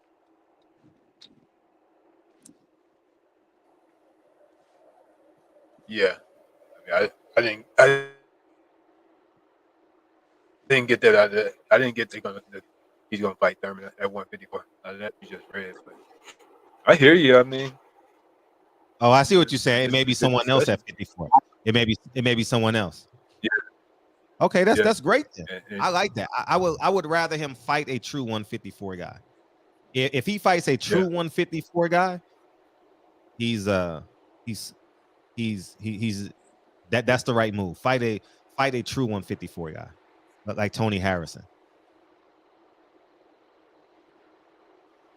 That would be great. So I understand where you're coming from. I mean, I can see something like that for sure. Yeah, I get it. That makes sense. So let's hold up. So let's see what happens. Let's see what happens. That would be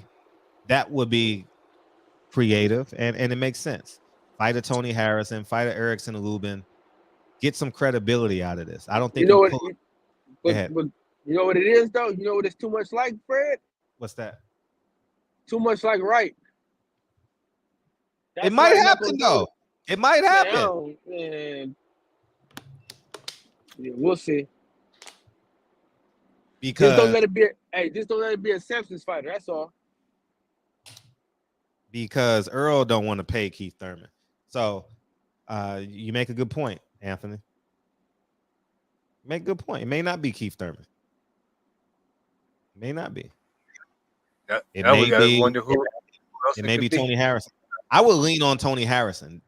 If he fights Tony Harrison, that's going to be in Texas. That's not Vegas. Go ahead, dog. Tony Harrison, remember, my bad. My thing was he cutting out as you paused. I didn't know you were talking. But Tony Harrison, he has something to fight with somebody. Alicia Baumgartner had stood up for him at that WBC convention. Who is it against? Is it against Fundora? Nah, Keith Thurman ain't better than Lubin at 54. Hell no. He ain't better than Harrison at 54. You crazy. Lubin just don't have a chin, man. If he get touched real good, somebody hit him real good, man, he could be out on his feet. Shit, he was winning on the cards against Fundora in the fight of the year. And yeah. What you're saying is true. Has some legitimacy to it, but he's still an elite fighter. He's only lost to elite fighters. So, you right, dog. You may have a point. It may not be. No, I get what you're saying. I'm agreeing with you. It may not be Keith Thurman. I'm glad you came here and said something. It may not be Keith. It may be a Fundora. I think it's Tony Harrison. I think it's somebody like Tony Harrison. I bet you it could be Spence and Lubin. For real, that'd be a nice little test. And plus, he can look good if he touch him up. He get on the inside. It may be Tony Harrison. It may be Tony Harrison. We on to something, dog. It might be Tony Harrison. If it's Tony Harrison, that's a legit 154 guy, and you get the respect of the fan base.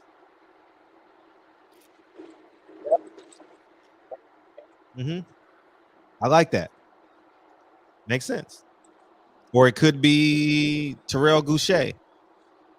But it got to be pay-per-view. Terrell Goucher lost his last couple of fights. Yeah. You're right. You're right, Anthony. I'm not saying you're right, but I mean, the speculatory information sounds good. You can listen to that interview with Keith and Brian what's his name, Custer? Yeah, Brian. He was talking about it at 147, and you know, because somebody was talking about his weight. Somebody had wrote something about his weight, but he was saying that was before, you know, when he was off for 2.5 years. He was eating out in LA and all that stuff. But he said now he's keeping his weight intact, so it'll be easy for him to get back down to 147. Yeah. Okay. Kyle, what you think about that? I mean, I just don't know anymore, bro. You know what I mean? Like, I'm not even trying to get my hopes high. I'm not trying to get too high, get too low on it. You know what I'm saying? Boxing is boxing. It might be Tony Harrison, dog. Like, I'm being for real. It might be Tony Harrison. It might be. It might be, dog. No cap. Give him a call and ask him. Or it could be Castano, which would be genius. Castano and Errol. Genius move. That's the best move they can make. Castano. And then people going to say, ooh, you fighting Jamel next? I like that fight. I like he can go Harrison, Lubin. He won't do Fundora. Samson won't allow that shit because it's not for a real belt. Harrison, Castano, Lubin. Great fights. Hey, if I'm a black fighter, I'm trying to figure out how I can get signed with Samson. I told them a year ago. They said I was crazy. I warned them. Louis DeCoopus and Samson. They in every main event. If you're not with them, you ain't getting the fight. I like that. Because Rashidi Ellis won that goddamn fight, bro. Yeah, he won the fight. Hey, that guy might have been on roids, man. Heck no, he didn't win that fight. I thought he won. How many rounds did you get a Mexican? Who, me? Yeah. How many rounds did you get a Mexican dude? I mean, I didn't put it like a pencil or paper. You know, I didn't put a pencil to it. You know, he could even fight Law. I'm just saying, throw something out there. Throw a ballpark.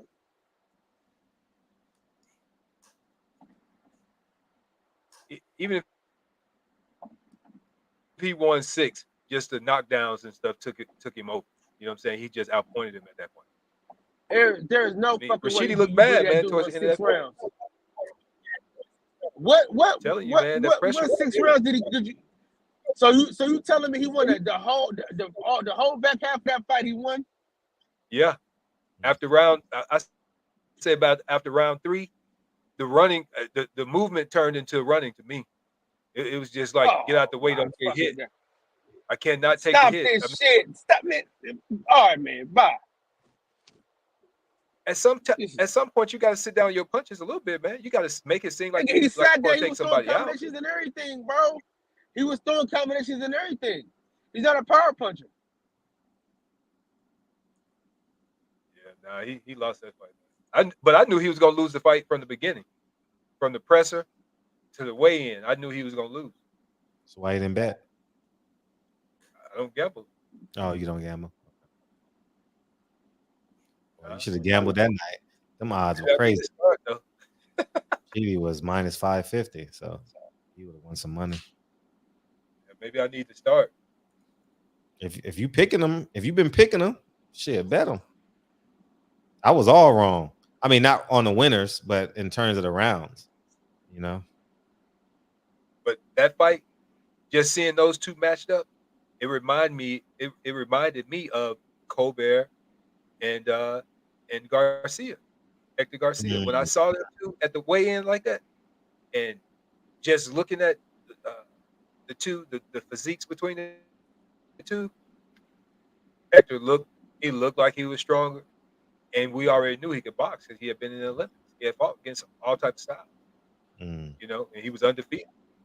So, I mean, I just knew he had a chance, and I just thought he was going to be strong. It was the same way against Ellis. And he might not be fighting Keith Thurman, dog. He might not be fighting Keith Thurman, dog. Who, Spence? Like, yeah.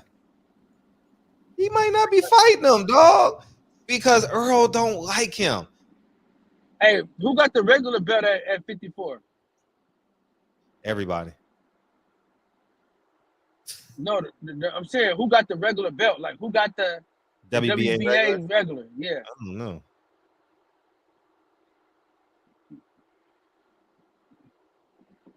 I don't know. I don't know who got the regular belt. Google it, Freddie. You got the computer? I'm waiting on somebody to put it in the chat, man.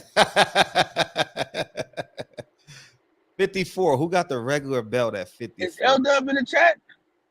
No, you know, probably got it. Danny Garcia. Was that for a WBA belt? It was 12 rounds. Let's see. I don't remember him getting a belt at the end of it. I don't even think he got a medal. He got a medal. Well, it's probably WBC then if he got a medal. No, I'm saying I don't remember him getting a medal. They just got Jamel Charlo. They don't have a champion. That might be the move that they about to make. That Yeah, might be the move. That's because the Laura's move. at 160. The WBA regular, huh? That's the move. Fundora is the regular champ. It don't say it on the website. Hell no. Fundora's only did WBC. He's only done WBC, if I'm not mistaken. Yeah, that's for WBC title eliminator. Has he fought again this year? Oh, he did. He main event, didn't he? Yeah, again, yeah, he beat the hell out of the dude that Errol Spence put down hella fast. Ocampo. Oh, yeah. He fought Ocampo. Oh, that trash ass. Earl not fighting Keith Thurman, dog. I'm gonna find out tomorrow. Dog. He might not be fighting Keith, dog. Keith is quiet on his Instagram. Let's see Keith's Instagram. Because if Keith has a fight, he gonna start moving. He only moves when he has a fight. You know, the training and all that other shit. Let's see if he posted anything in the past couple of weeks. Damn, if Keith Thurman don't get the fight, that poor guy, it's over. You might as well retire. December 17th. Last time he posted. And he ain't posting no stories. Yeah, but Ness over at the Boxing Voice, I guess he talks to Keith, kind of regularly. He said Keith out there, he working. That's why ain't nobody hearing from him right now. He working. He's staying ready.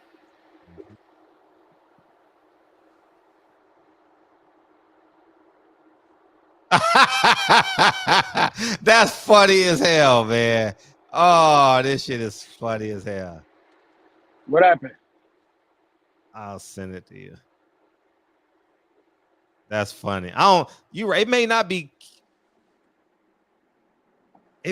Keith Thurman, dog. It may not be Keith, dog. For real, think about the shit. It may not be him.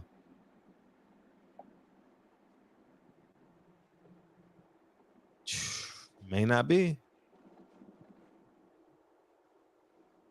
Who could it be? It may not, because Earl don't like Keith at all. I mean, I 0%. Oh, he don't want to pay him at all. And Earl don't, I mean, outside of this past weekend, he was kind of dancing a little bit with questions and shit, but before this weekend, Earl is really straightforward. But I'm telling you, Champion Heart, it may not be, dog. Like, for real. It may not be. I'm not capping. That's a good point, though. It may not be. We gonna find out, though, in the next 10 days, because they got to announce the fight, because they got to promote it. So we gonna see.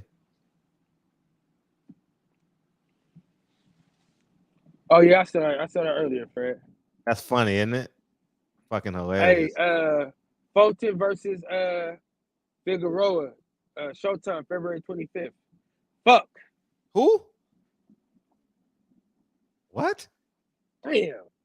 Fulton versus Figueroa, Showtime. No, it's Fulton versus Figueroa. Yeah. LW just hit me on Instagram and told me. Damn. Fulton versus Figueroa? Yep, number 2. Yeah, they've been talking about that because he's supposed to go up in weight and fight Figueroa at a higher weight class. Damn. Fulton versus Figueroa. Damn.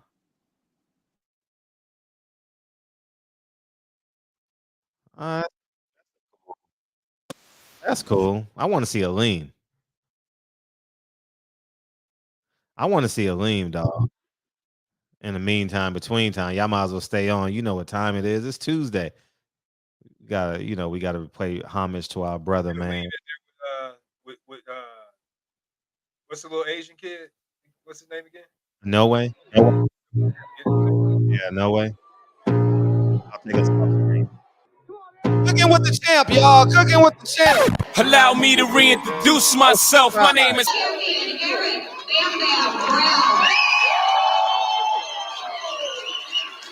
Champion, huh? What it do, baby? What it do? Champion heart. Champion heart. What's going on, champion heart? Ready for a demon. I got eyes in the back of my head. I'm seeing. Take me for granted, and you know I'm leaving. I'ma take what's mine with the webs I'm weaving. I could take this crap from seeing to believing. Got it. All right, thank you for joining me for another episode of Cooking with the Champ. All right, we're still in the fabulous city of Las Vegas, and we got a good episode coming out. And stay tuned. Thank you for joining me for another episode of Cooking with the Champ. All right, today I'm teaming up with my baby girl, Errol. Okay, we're still in the fabulous city of Las Vegas. I'm here in the home of one of my favorite cousins, preparing a homemade pizza. Real easy, real simple. All right, we're gonna show you how to do this. Let me show you our ingredients. Okay, we're gonna have baby spinach, mushrooms, mozzarella, onions, tomatoes. Can't go wrong with garlic. Okay, now we're gonna actually use a pre-made marinara sauce. But what I'm gonna do, I'm gonna come back with a later video. I'm gonna show you guys how to make your own marinara sauce. But for the sake of time, we're gonna have a pre-made marinara sauce, and also our pre-made crumbles. All right. So I'm gonna jazz these up a little bit, but normally I wouldn't do that. But for the sake of time, we're gonna use these. All right, so I'm going to be making the pizza crust today, or pizza dough rather. What I'm going to be doing is I'm going to be making the dough, mixing together our dry and wet ingredients into this bowl. And then you're going to need a second larger bowl that will have the dough in it once it's formed. And you'll want to coat this with olive oil to make sure that your dough doesn't stick. So I'm going to start by putting in our dry ingredients. In the dry ingredients, we have a cup of flour, a teaspoon and a half of sugar, and 3/4 teaspoon of salt. And you're gonna just stick that right in.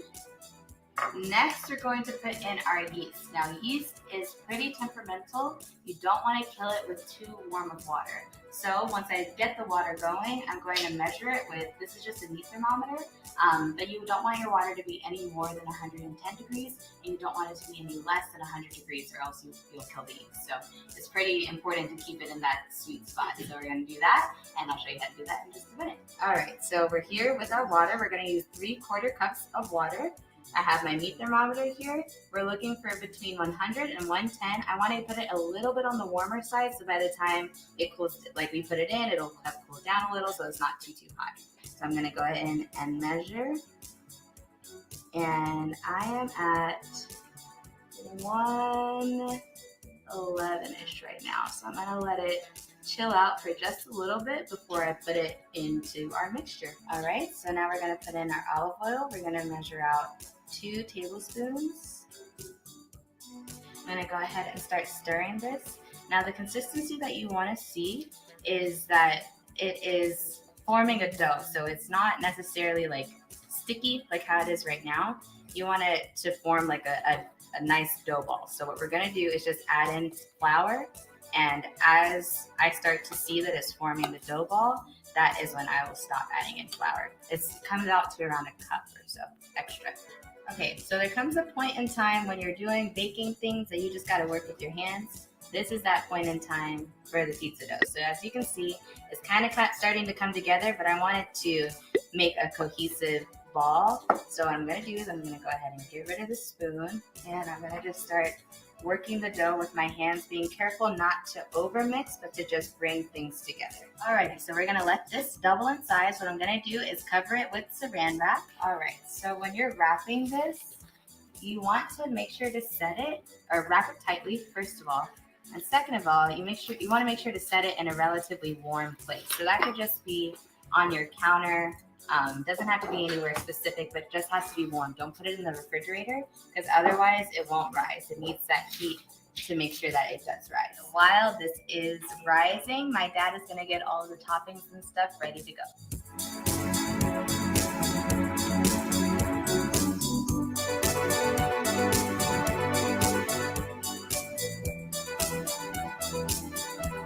I'm just going to do just a couple pinches of salt. So that's the cup. couple pinches of Italian seasoning, a couple pinches of Cavendish. Of course, we're going to do a tablespoon and a half of our Worcestershire sauce. Okay. And we're going to saute these up and get ready to go into our sauce. All right. Because we're using a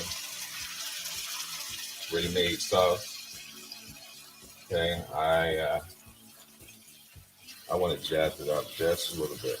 Let me add a little bit of spice to that. I'm going to add the sauce to our sauteed onions and garlic. This is about 4 cloves that I've crushed. All right, and I'm going to add some more Italian seasoning. All right, along with our Cavendish. And that's going to be our sauce that we're going to put on our crust. Okay, and we're going to use a couple tablespoons of our garlic, roasted garlic base. This is actually better than bouillon. So you definitely want that in your sauce. All right, so I'm gonna go ahead and put these tablespoons of butter right here in this pot. We're gonna let that melt while I get the garlic. This is going to be a garlic butter that's gonna be brushed onto our pizza dough once I get it stretched out and on the pizza pan. We've got about 3 cloves of garlic in there. So I went ahead and added in some Italian seasoning as well as some basil.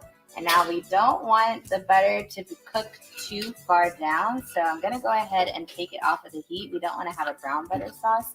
That would be for something other than this pizza. All right, so we have our dough. As you can see, it has doubled in size, which means it is ready to go. What I'm gonna do is I'm gonna flour my surface here. I'm gonna put it on there, knead it like 3 to 5 times, and then I'm gonna spread it out into our pizza pan.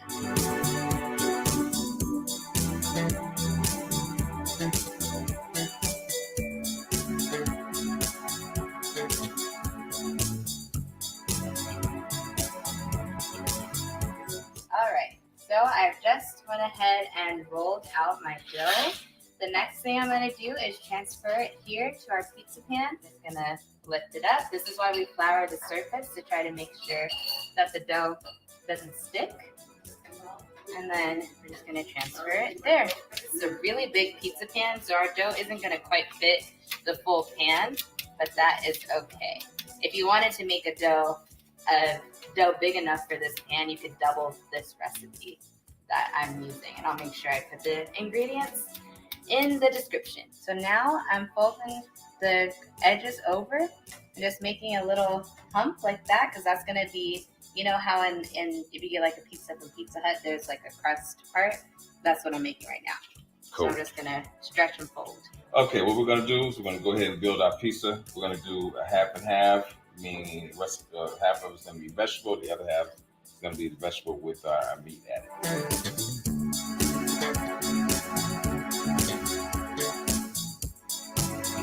All right, okay, so we've got our pizza built. We're gonna go ahead and go in the oven at 425 for about 20 minutes.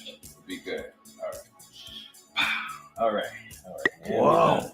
That's a beautiful pizza, if I can say so myself. All right, let's get ready for the taste test. All right, here we go with the taste test.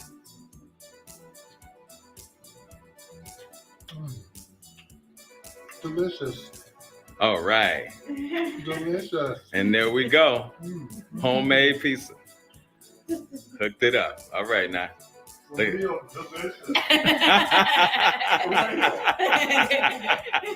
All right. Thank you for joining me for another episode of Cooking with the Champ.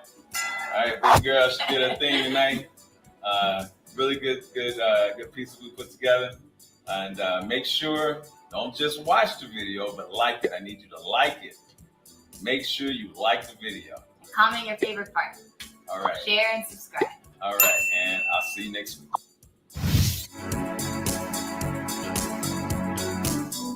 Oh, I see you doing the toss. See you doing the toss.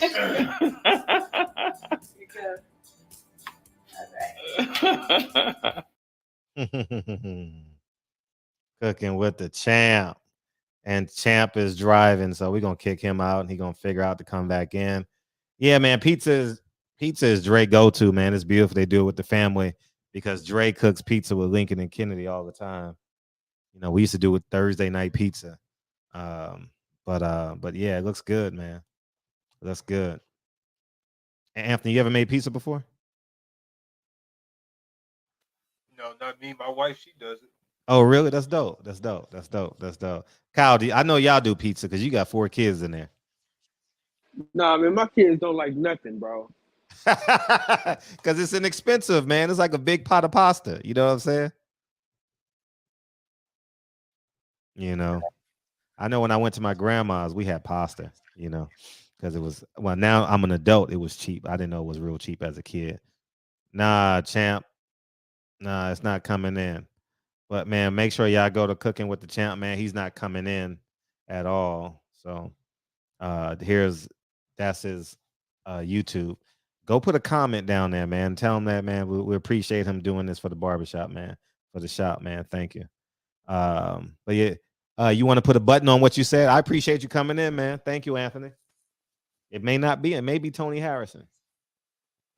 Yeah, I mean, I still think he's going to fight Keith Thurman. I just think it's going to be at 147. You think it's going to be at 147? Yeah, I think he's going to fight Keith Thurman, but I just think it's going to be at 147. Okay. I mean, I don't see they got to announce it. I mean, yeah, I don't see any reason for him to go to 154. You know, I mean, if you're going to 154, Earl, you might as well stay at 154.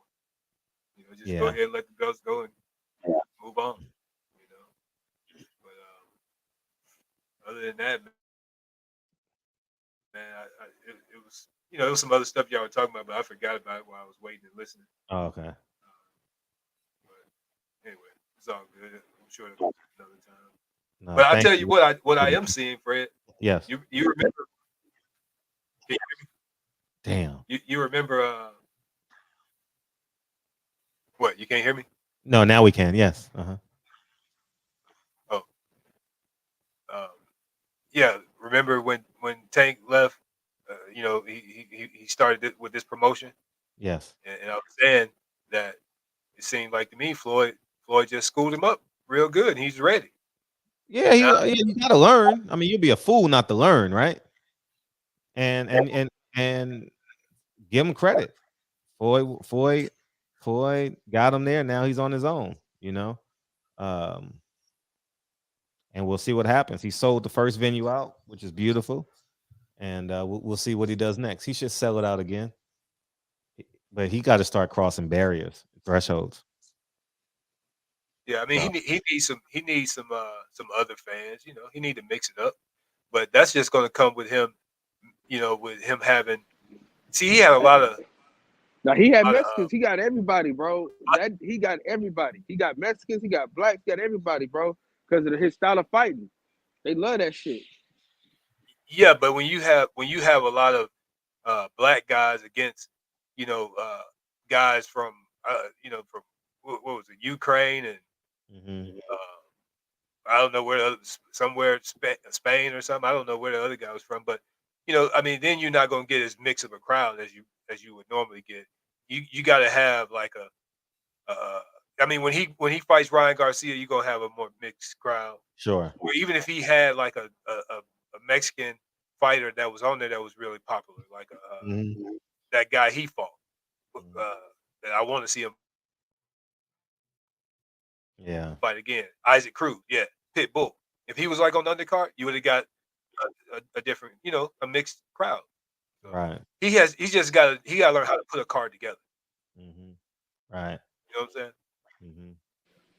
I mean, but if you're selling out, do you really need do you really need them? Yeah, if you're trying to reach, you know, 50,000 people, you know, versus 20, or you trying to get from 250 pay-per-views up to, you know, 500 to 1 million. Yeah, you got to make smart business moves. You know what I'm saying?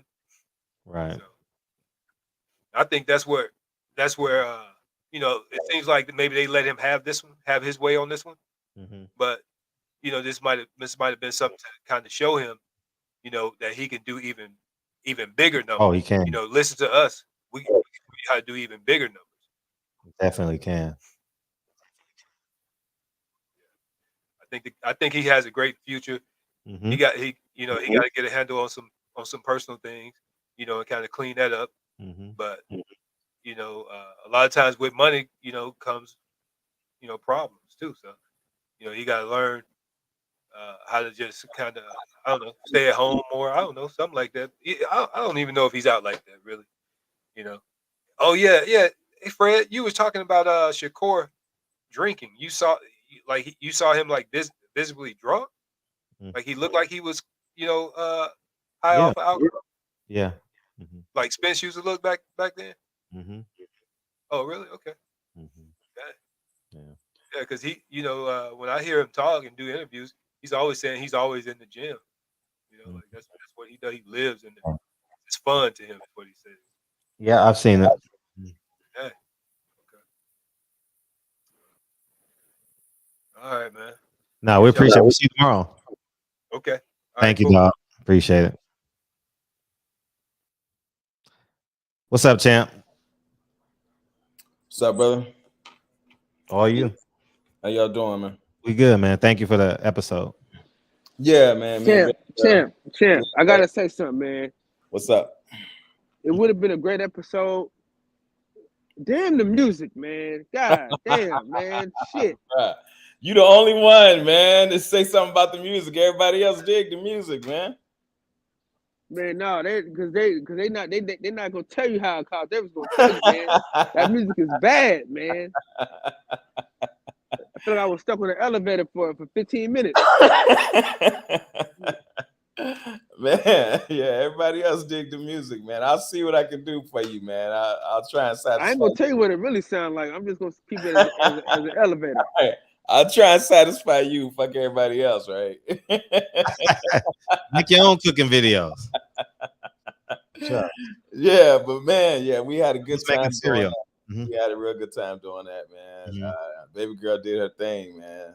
Mm-hmm. You know, she definitely did her thing, man. She, you know, I knew she would do a good job on that, man.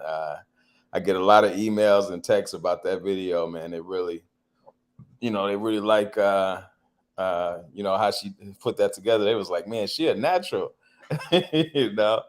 But she, we enjoyed ourselves, man. We had a good time. That whole night. That video was actually 30 minutes long, man. I told her, I said, you got to cut it down, baby girl. That's too long. Oh yeah. Yeah. So we cut a lot out of that video, a lot. But we had a good time that night, man. She baked cookies. You know, we had a really good time that night. That was real cool. But I just got back, man. I had to go pay respects to my aunt. And I did a video that I dedicated to her. I'll send it to you in a couple of weeks. It's a teriyaki chicken. I have it. Oh, you got it. Okay. Do you have the salmon tacos? All I gotta do is on your YouTube channel. Yeah, it's on the channel. Yeah. Make sure you get that one, man. The salmon tacos. That one was really good. Really good, man. What about the Aloha burger? You got that one? Yeah, I got that one. Okay. Yeah. That one was. I think you showed that one already, didn't you? Nah, we ain't showed one in the 2 weeks because I've been gone on Tuesday. Oh, okay. Well, yeah. So I went back to where. Okay, that's good. That was cool. But yeah, man. So we definitely had a good time. But yeah, I like I said, I went back and I had to pay respects to my aunt, man, and I had a really bad experience, man, with an Airbnb.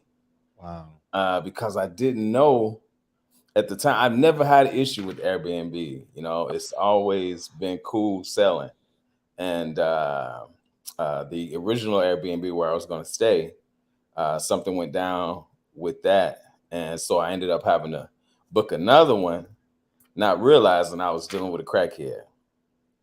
It wasn't until I got there and I saw who I was dealing with. I was like, oh my God, I can't believe this, man. So, you know, I was trying to work it out, man, and it was just crazy, man. You wouldn't believe it. The story that was renting to you was a crackhead. Yeah, bro. I had to. It was crazy, man. I had. You were staying with her? No, no. What the crackhead was? She was trying to be an Airbnb host. Okay, but the thing is that she was trying to Airbnb a room that her and this other crackhead was living in. You know what I'm saying? That's what they were in. So you were in the room with them? No. No. When I walked down there and realized what was going on, right? Because let me tell you the story the way it happened. So when I got ready to get on the plane, right, I get a text saying that, you know, what she did, she put a false picture up on the site. Okay. A false apartment up on the site. She never had this apartment, but she put the apartment up on the site. So this is what I paid for, right? But before I got on the plane, I got a message coming from her saying that the apartment had flooded and that they had made that she had made accommodations at an extended stay, right? So the location changed, right? It went originally from the apartment that she had put on the site to this extended stay, right? So I get to the extended stay. I'm in the lobby and, you know, I walk to the counter, you know, from a reservation, and this guy say, you don't have a reservation here. I said, what are you talking about? Yes, I do. You know, I got a reservation here. You know, he said, no, you don't have a reservation here. So I'm calling, right? This host, the Airbnb host, she won't answer the phone, right? Finally, she answers the phone. And I'm like, hey, you know, I'm here at the extended stay. You know, they say I don't have a reservation. What's going on? She goes, well, I'm in the parking lot. I said, okay, well, I'm in the lobby. Come inside. Right. So, but I'm looking out in the parking lot and I'm like, I don't see nobody in the parking lot. Right. And I turn around. Right. And I see this chick coming down the hall and I'm like, oh, you got to be fucking kidding me. Right. So, so she comes to the counter. She's doing some stuff with her phone. And I'm like, are you Brittany? This was the name of the chick with the Airbnb. She was like, yeah. I was like, shit. I don't believe this. Right. I already knew what was up, man. So the dude at the counter, she was doing some shit with her phone. And the dude at the counter kept saying, nope. At the time, I didn't know what he meant. Right. So she tells me, well, we got your room. You know, it's here on Ohio. She says, I don't know what's going on with the reservation, but we got your room. So I go down there, right? And in the room is another crackhead. I said, oh, you got to be kidding me. Oh, no. We're going to clean the room up and you can stay here. I said, oh, no, fuck that. That's not happening. Right. So I'll turn around. I walk out. I go back to the counter and I'm like, dude, you know, fuck is going on? Right. He goes, well, man, they made a reservation. He said, but they never paid for anything. Right. And I was like, what do you mean? He said, well, they never paid anything. When she came and she was doing this shit with the phone, he kept saying no. I said, well, what's going on? He said, what they're doing is they're running credit cards. They didn't physically have the cards. They had the numbers. So she kept running different numbers trying to pay for a reservation. And he kept saying no because it wasn't going through. I said, well, are you in cahoots with them? You know, what the fuck? He was like, nah, man. He said, you know, this is what they're doing. I said, oh man. So I had to get on the phone.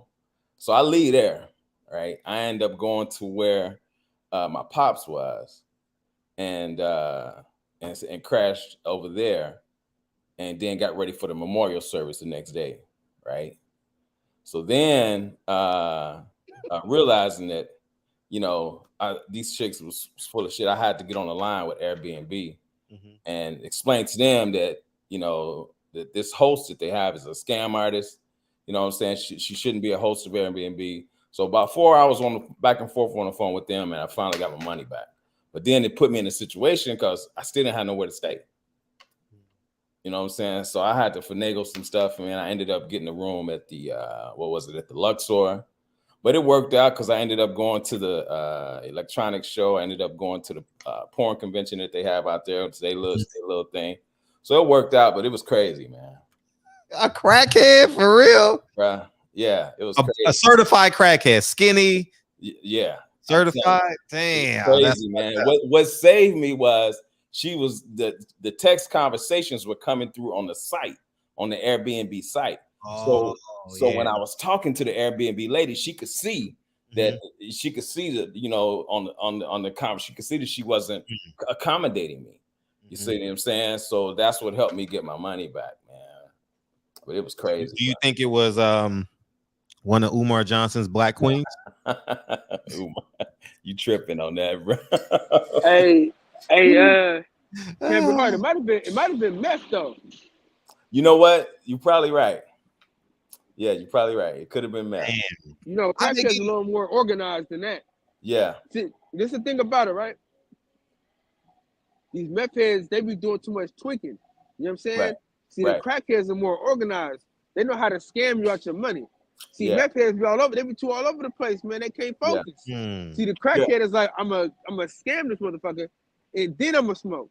The meth heads already be high, trying to scam. Yeah, it was crazy, man. It was crazy. You know, it was wild.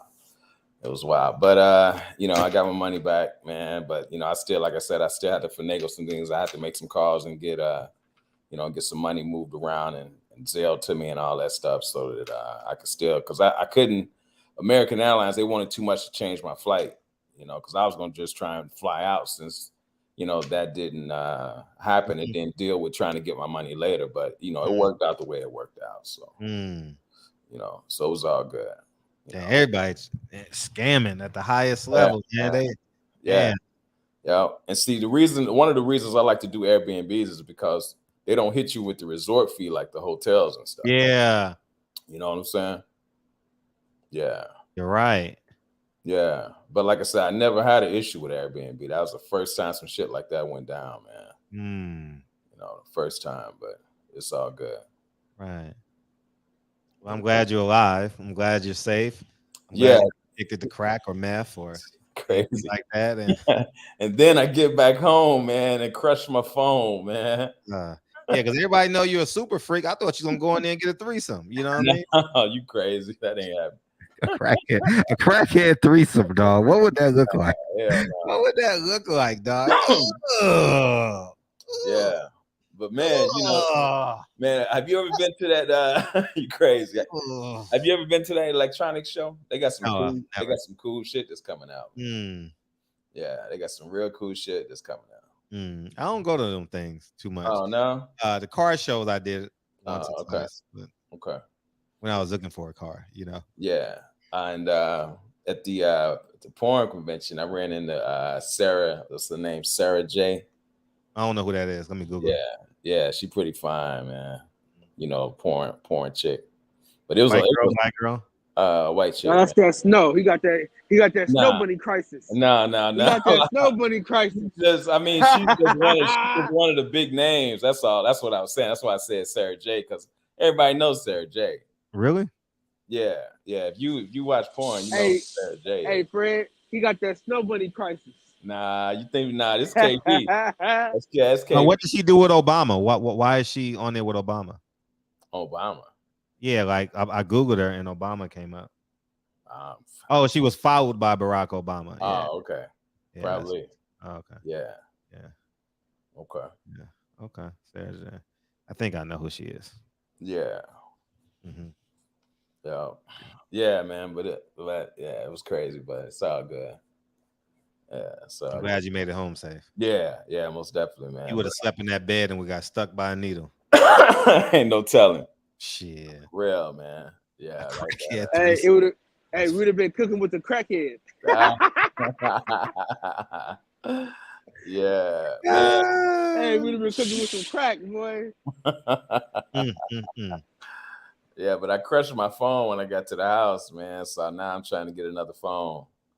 Because my dad dropped me off and I left my phone on the top of his truck and he thought, and he pulled off And I went back outside. He was gone. I was like, oh man. But believe it or not, I found it. You walked?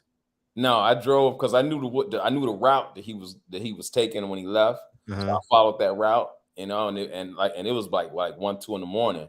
So it wasn't a lot of traffic out there, so I could drive slow and look. And sure enough, it was the middle of the intersection. It had gotten ran over, but I got a really good case on it, so it was still working. So I got it. Yeah. I ran over my phone once when I had at the gas station. Yeah. Years ago.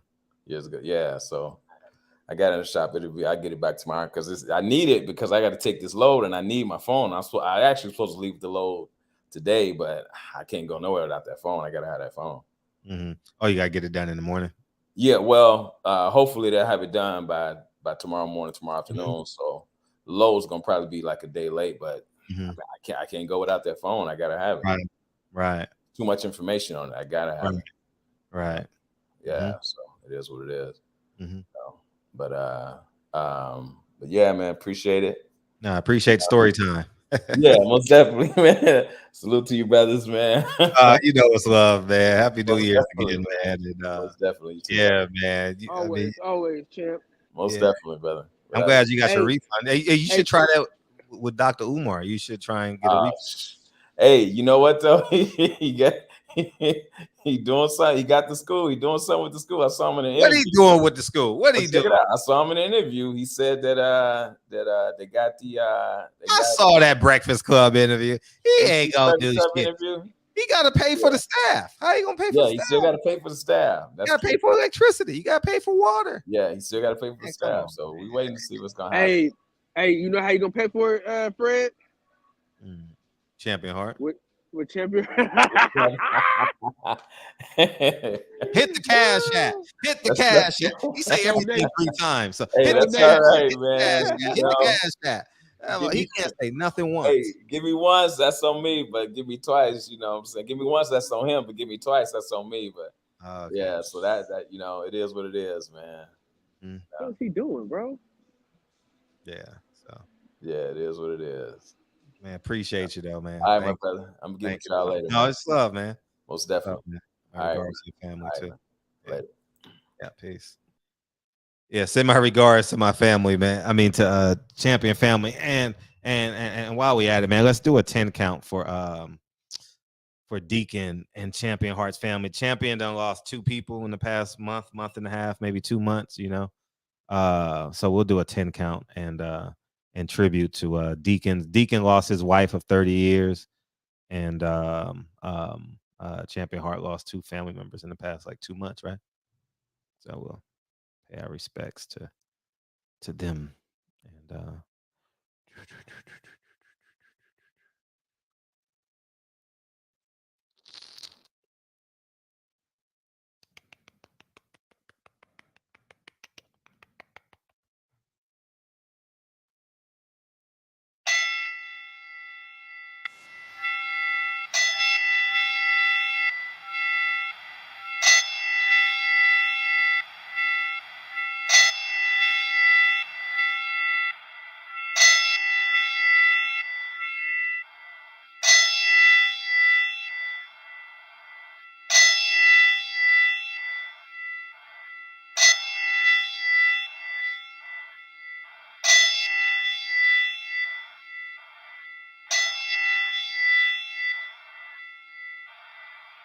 yeah, man. Rest in peace to Deacon 305's family.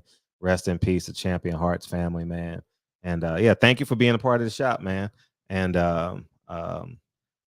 yeah, Kyle. So yeah, thank you for delivering that message. And hopefully Deacon 305, Pastor Usher Deacon 305 is hanging in there. I don't know what I can say to him. I'm gonna hit him on the gram because I haven't seen him on the gram. So I'm gonna hit him up and see how he doing and shit like that. See if we can see some flowers or something. Yeah. And yeah, tell him we honored his wife and his family in the shop. Maybe that'll give him a 0.5% smile. You know what I mean? Yeah. You know, so look at here, family. Look at here, family. Yeah.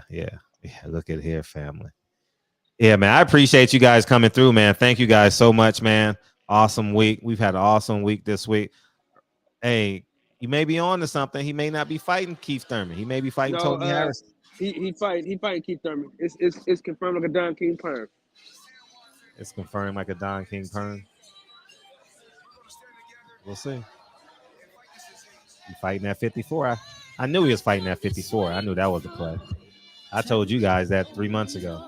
You crazy. I told you he's fighting at 54. Yeah, he said he said I'll get back to 147, but I damn sure ain't been doing 2 more times. Mm-hmm. Damn, man. See, these fighters don't know what generational fights do for their career. It makes them immortal. But both of them will regret it when they get my age.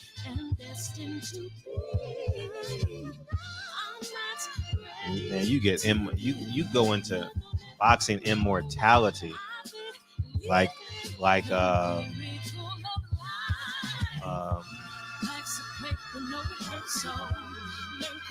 trying to think like Sugar Ray Leonard, you know what I mean? Tommy Hearns, in boxing immortality. Like you'll forever link to boxing, man. When you give the fans the greatest fight of the era, man, you're Evander Holyfield, boxing immortality. Muhammad Ali, Sonny Liston.